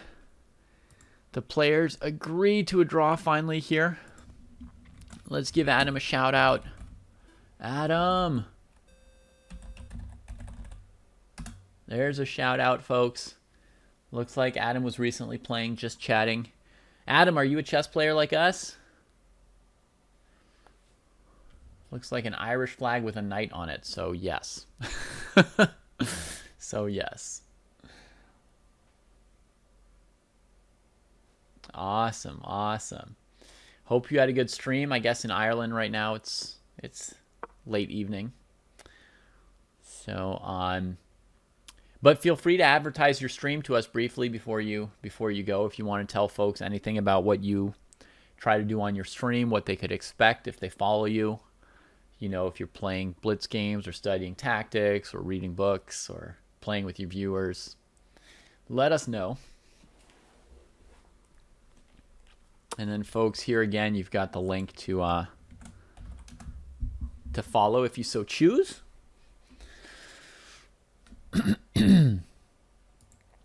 All right, so we see that White has sacked the H-pawn, otherwise trying to get this king going here like in the PK Kasparov game that we looked at.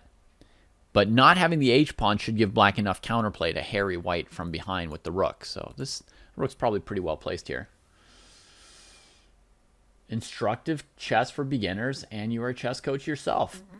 Perfect. Perfect, folks. So, yeah, if you guys want to check out another chess coach who's focused on teaching, there you go. Adam's your man in Ireland.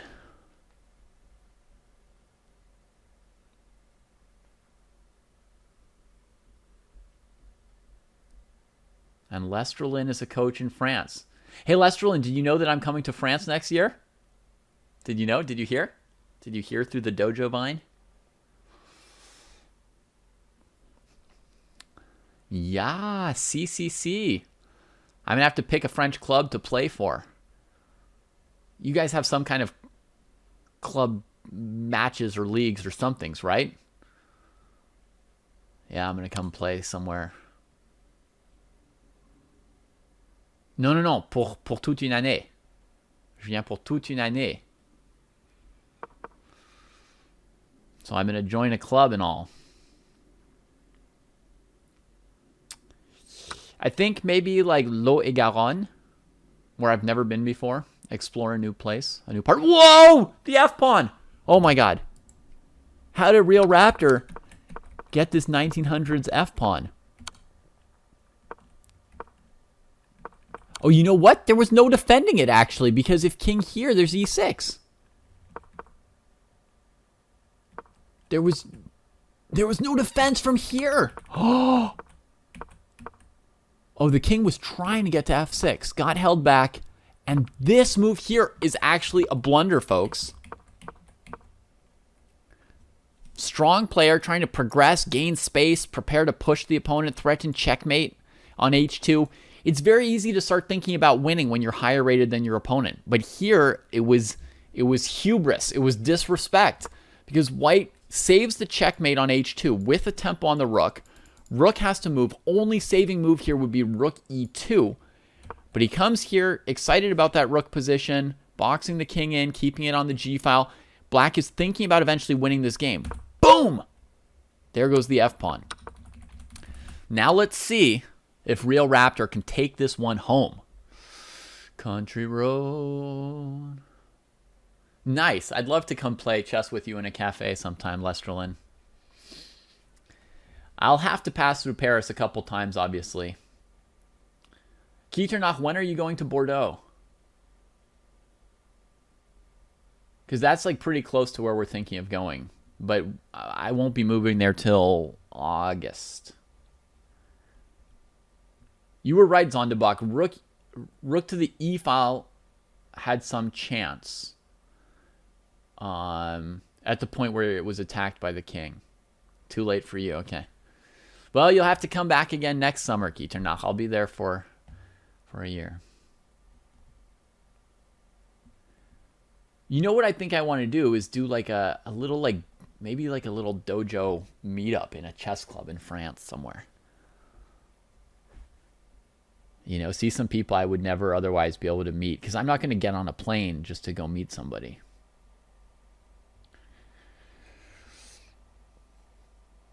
Whole year, Charlie Silva. Whole year. What I'm going to do in France? Number 1, eat baguette. Number 2, eat croissant. Number 3, speak French. Number 4, enjoy the paysage. Number 5, maybe check out some chess clubs. Yeah, I'm bringing the whole family then. And the same thing I do here, which is take care of my kids, you know, cook for them, have them yell at me about how my food sucks, then do it again. Nah, croissants are only number 2 to baguette. I'm coming mainly for my kids, Lestrona, so that they can get a, you know, experience of being in a different country.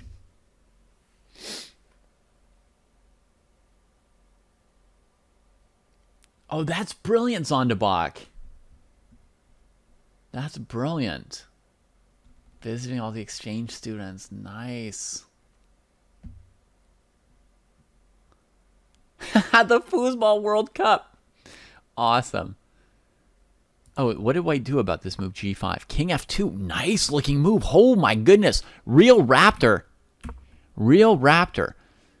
Is Real Raptor also from Ireland? Yes. If Adam were still around, he could cheer for Real Raptor. This player's rated 1200, but they've put in like 5 or 6 games already in this tournament, so they're getting better and better at this endgame. Playing some very, very nice moves. Very nice moves.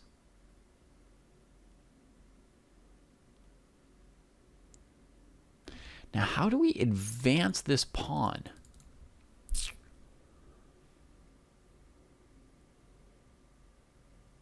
Oh, I know. You go like check here, here, and then this pawn is freed to move up. And if the king comes, then you push and defend the rook at the same time. And then you can switch up from there, I think. I think that's... Oh, that's a good point, Lestrona. He could have gone to f5. Check here, f5. And that would have actually resolved all the questions. Ooh.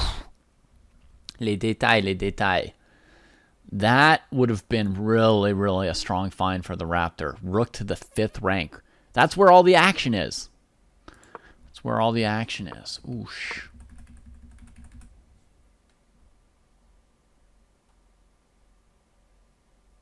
He would love to do that, PB, but it's the kids, you know. It's the kids. All your choices are constrained. Okay, so here I still think rook e6 would be very strong. The king can't come up to f5 because of checkmate on f6. So rook e6 should be good. Push that king back, then put your rook on f6 or h6 wouldn't be bad either. Or push f5 through next. Yeah, this is going good, going well. So now the two moves that look pretty clear to me are rook h6 and f5. Those are the moves that really make progress. Goes for f5. Va pour f5. All right.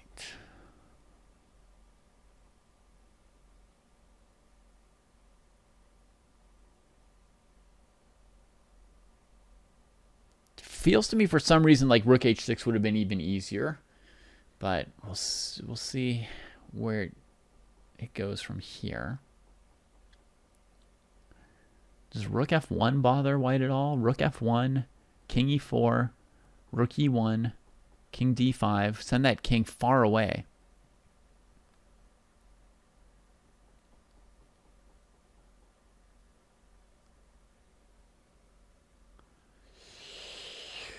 Everyone in my family except the baby speaks French. So it's not going to be a problem for anyone. And the baby doesn't speak anything yet other than blah, blah, blah. So French will be their first language as well.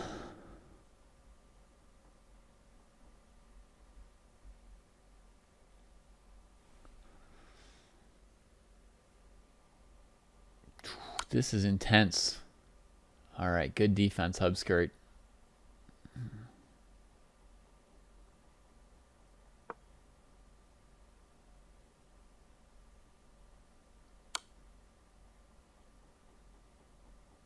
Okay, so this king needs to head to d7 if it wants to escape the checks.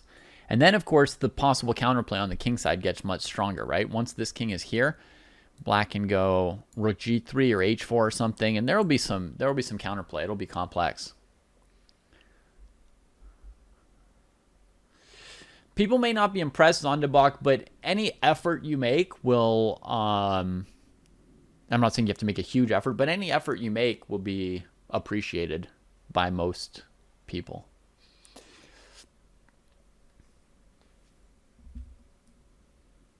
So, like, for example, okay, there's, I speak French well, but at some point I was traveling a lot and I couldn't learn every language of every country I was going to fast enough. But when I went to Turkey, I learned like 2 words, basically hi and thank you. And already that was like appreciated. So it can be very little.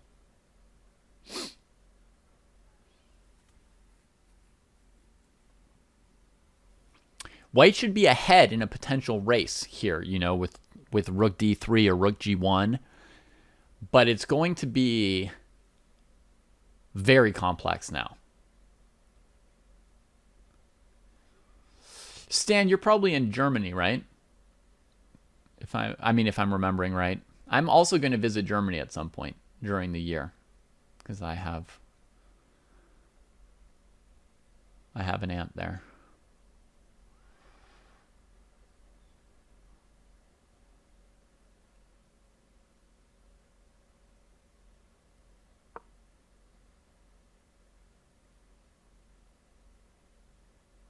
Yeah, there's rook d3 going for the counterplay. Berlin, cool.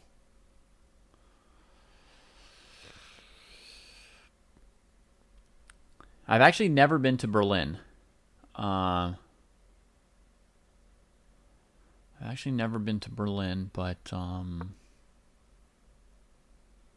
rook h6, nice move. I like that from Real Raptor. I've been most everywhere in France and Germany, but Bordeaux is an exception in France, and Berlin's an exception in Germany.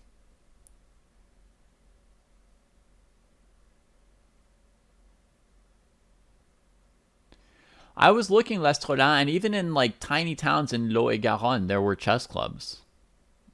Maybe not full of grandmasters, but with, you know, players rated 2,000, 2,200, whatever. Hicket Nunk helped me to figure it out. You guys have an amazing website where you can look up every chess club and then see who all the FIDE rated players are who are registered to that chess club and everything. And looked like anywhere I went, I would have someone to play chess with.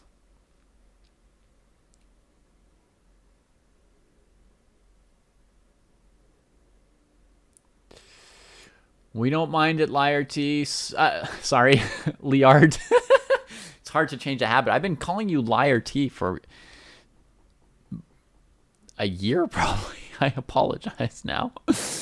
But, yeah, sleep is very important. Get your sleep. Hope you feel well at work tomorrow.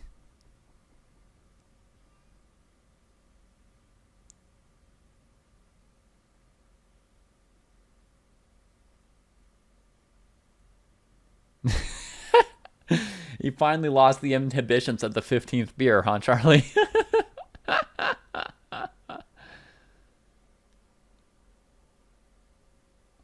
What do you mean, Mulhouse? L'Astronome, I've never heard of Mulhouse.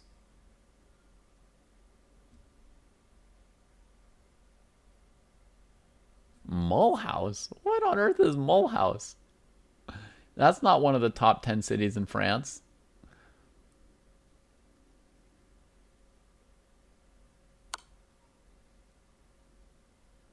It's real, huh? So here, king d7 is important. Oh, but he's going to go rook d3 check, put the rook on d6 so his h-pawn's not hanging, and then he's going to take on g3. You evil, evil hubskirt, you. Bravo, that's very evil.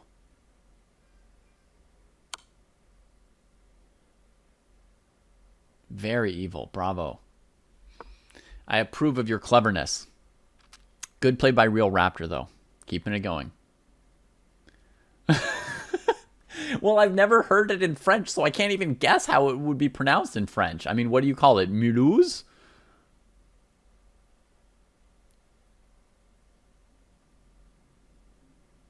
I think if I ever go visit that place, L'Estrodin, I'll speak everything in French except the name of their town I'll repeatedly say in English.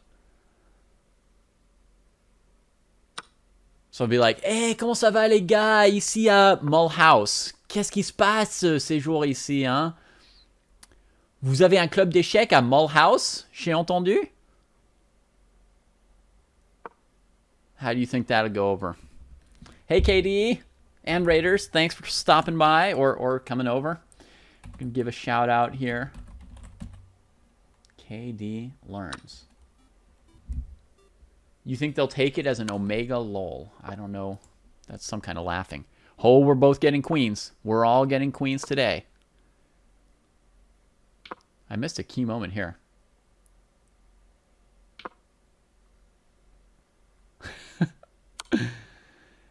All right. Black should have just enough to draw, but it's still a tricky defense right here. F6 is a scary, scary move.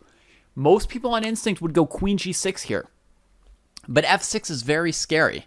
It's actually about queening the pawn right here. But the other thing is a pawn on f6 gives you checkmates on g7, right? So like if you go f6 and your opponent doesn't want to go to this rank and let you advance with check again, and they wait on this, you know, somewhere around here, then you've got this checkmate on g7. So that really forces them to, you know, head for the hills. Then a clever move would be to probably centralize your queen, cutting off checks to your king, and then push. And there's a good chance that black loses here, right? Really, really good chance. Let's get back to the live position. Let's see what's going on. Checked. The king stays in front of the pawn, right? Trying to stop white from queening. And now, because white doesn't have the pawn on f6, it seems like white might not be able to win. That's a good move, though. Queen d6 is a good move. Still chances. Basically, yeah, we want to try and give this check again. See if we can get back to that position, play f6 this time. So queen e6 here. There's also queen e7, king g8, f6. In general, this is a good defensive attempt by hubskirt to seize the chance to keep the king in front of the pawn. In general, that's a really good choice. Yeah, well done. Well done. Because now, for example, on like f6, check, here, black can always just trade queens because this pawn's going nowhere. Then you even get the bonus of winning the game. So... Oh, sorry, for anybody just popping in, doesn't know what's going on, I'm watching Dojo viewers play against each other in an endgame tournament. The starting position was this. We're practicing rook and 4 versus rook and 3 today. Again and again and again, 10 million times in a row, till we get it right. Wax on, wax off. All right, there comes the f-pawn. And we'll see queen d4, king e8. I mean, black should draw in every scenario now, actually. That was like a fantastic clutch defense by Hubskirt, who's very low on time in this final phase.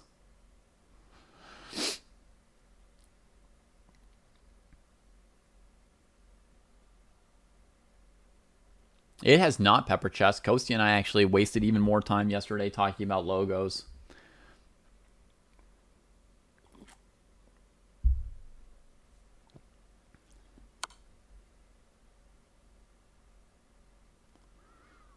Check coming in.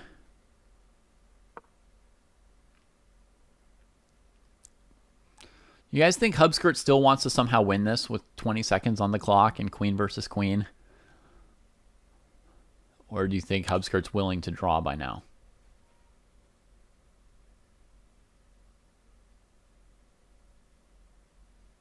Yeah, we may launch without a logo. That would be okay with me, Pepper Chess, as long as the program's in order.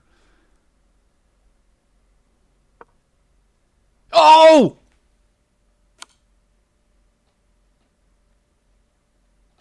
Hubskirt gets their dream. Now it's winning for black. Important move, king f7. You can't just start pushing. You can't just start pushing the g-pawn and let white play king e7. So very important to play king f7. Ooh. Real Raptor almost got the 700-point upset this round. So close. I mean, crushing in that game. Oh.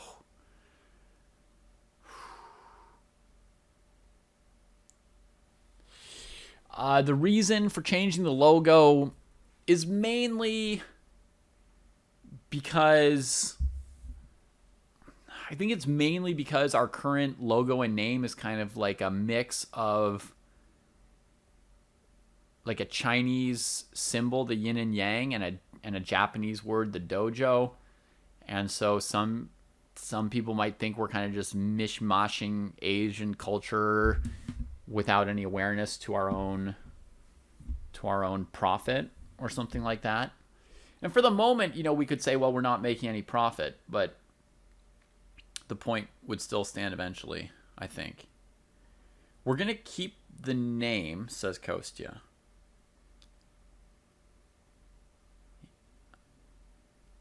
Apparently, and it's kind of like a tricky, a subtle issue, which I'm not an expert on.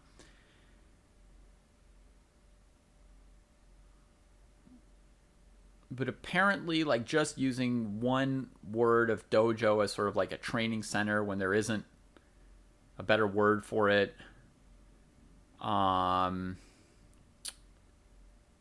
Apparently, we're still feeling like that's okay. But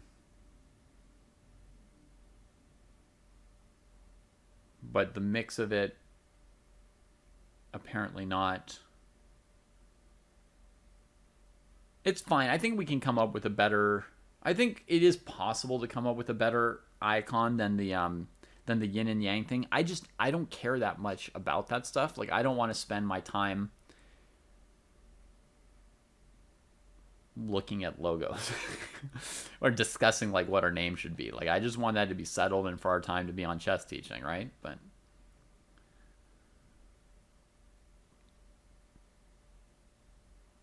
so welcome to the training center. Remake the song. Welcome to the training center. Working even when we're stuck in raining weather.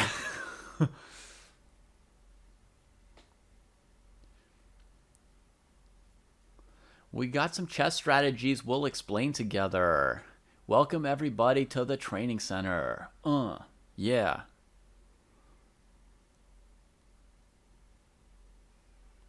I've got a whole string of rhymes for Kavutskiy, PB Corporeal. You haven't heard it? I wrote a whole verse for him.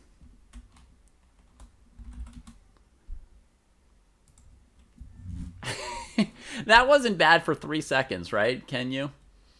That wasn't bad for 3 seconds for me. I'm not a freestyle rapper. I've got a lot of rhymes for Kavutskiy though. But check it out. This is not something I'm inventing now. This is something I wrote before. But for those of you who want to know what you can rhyme with Kavutskiy, well, let me put a chess game on first, and then I'll give you the Kavutskiy rhymes since you want them. Oh, this game is kind of dead. Let's find a game that's fresh. Kate against Chisel. Okay. Kostya, Kavutskiy, the kindliest, truly. Hearts all melt when he smiles so cutely. Fresh like tabbouleh, such internal beauty. Hair dyed bluely like lapis lazuli. Hip like a hipster, not a hippie with patchouli. But don't assume he won't get unruly. On the board with his sword makes ghosts like ooey. Pawns gushing from a wound, see he beats fools cruelly. There's another half to it, but those are all the Kavutskiy rhymes. Then it goes, smooth dude giving out free lessons on YouTube. You do what you do, but he could improve you. Take you from a magic carp, turn you into a Mewtwo. Business will be booming because his tweets are so amusing, unassuming, never fuming, far more patient than a human. He even keeps his cool when he's facing computers, but he never claims credit because free will is an illusion, so forget all my praise. I guess we all equal to him.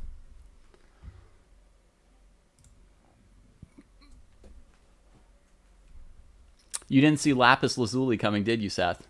But he did dye his hair blue, right? You guys have a meme or an icon or an emote or something of Kostya with blue hair?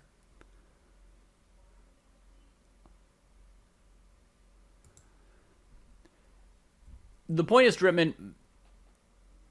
Oh, come on. A millennial should have proved that line. Think through it a little bit more, Dripman. It doesn't say it evolves. It says Kostya can take you from a Magikarp and turn you into a Mewtwo. Magikarp, I researched this stuff, man. Magikarp is like the weakest possible Pokemon, right? Just like an absolute trash, zero just flopping around. And then a Mewtwo is super strong. So we had a user in the dojo at some point whose name was something like level 100 or level 1000 Magikarp. Oh, shoot. Did I say the wrong thing about Magikarp? I don't actually play Pokemon, but I asked somebody at the time. I was like, I think Magikarp is terrible and Mewtwo is good, and one or two people told me yes when I was writing it. It is the weakest. There you go. But it also has feelings. And you guys do too. And as I said, you do what you do. If you want to sit there feeling sad about your feelings, that's okay. That's valid. But if you want to get good, Magikarp or anybody else, then check out some of Kostya's lessons. Terrible but somewhat beloved. Fair enough. You're allowed to get better and still be beloved. The little fish has potential. What does it normally evolve into? Gyarados. Gyarados, sort of like a sea serpent-y kind of thing, right? It looks less blub blub blub fish like. Yeah.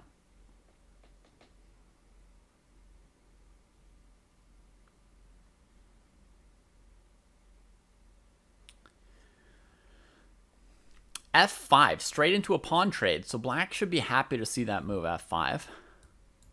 Pawn trades are generally good for the defender in these endings.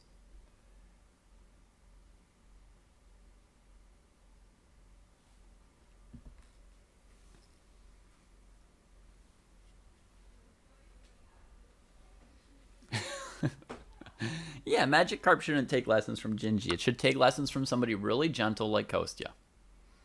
Really gentle.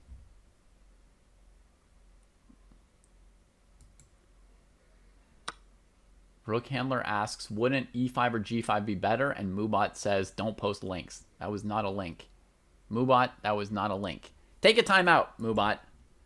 Let's see if I can put Moobot to sleep for 30 seconds. Moobot, timeout Moobot. There you go. Moobot's been timed out, Rook Handler.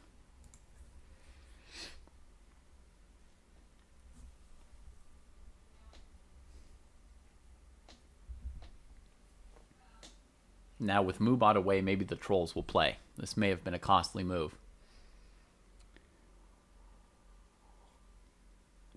But to your actual point, Rook Handler, let's look at e5 or g5 here. Which move would be good?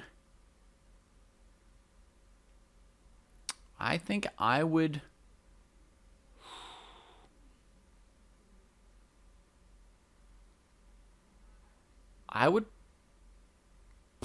probably play neither yet. I mean, I agree those moves look better than f5, but...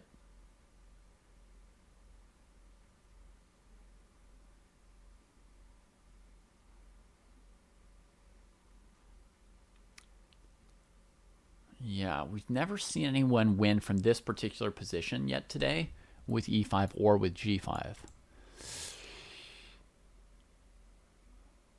And this rook is really well placed to harass us from any direction. I think Chisel's still in good defensive position here, whatever White had done.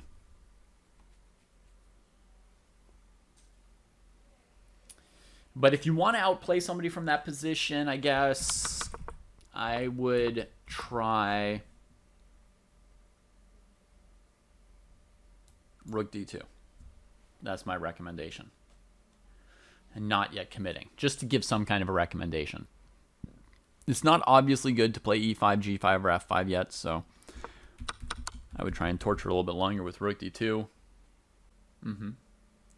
Yeah, it takes a few times to get somewhere. Then, of course, like other endgame sparring positions, you know, there will be a video with Jesse either teaching the endgame or just insulting Kostya and me. Depends which we decide is best for the program in general.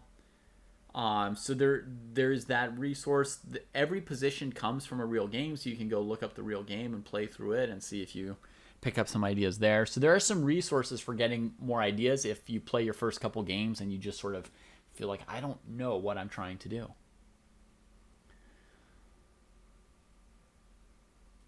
Seth feels like with a couple tries, black players should be able to hold against players of their own rating. Okay. Fair enough. All right, cool. Thanks, everybody. I wish you all a good day. I don't hear like a strong opinion to like get rid of the position, so I think we may stick with the position for now. But, you know, let us know if you strongly disagree. Looks like there's an exciting tournament going on at the St. Louis Chess Club. So I'm going to send our raid over that way. Did you guys... I don't know if people saw this. I saw this on Twitter, a game between Chris Yu and Abhimanyu Mishra that was just absolutely mind-boggling, insane game. 4 pawns promoted, kings hunted and chased all over the place. Great middle game, great end game. They're playing in this tournament, the St. Louis Spring Chess Classic. And that was only round 1 or 2 that they played against each other. Today we're in round 3. So there's a lot of action left to be played there. So have a good one, everybody. Thanks so much. See you on Monday for my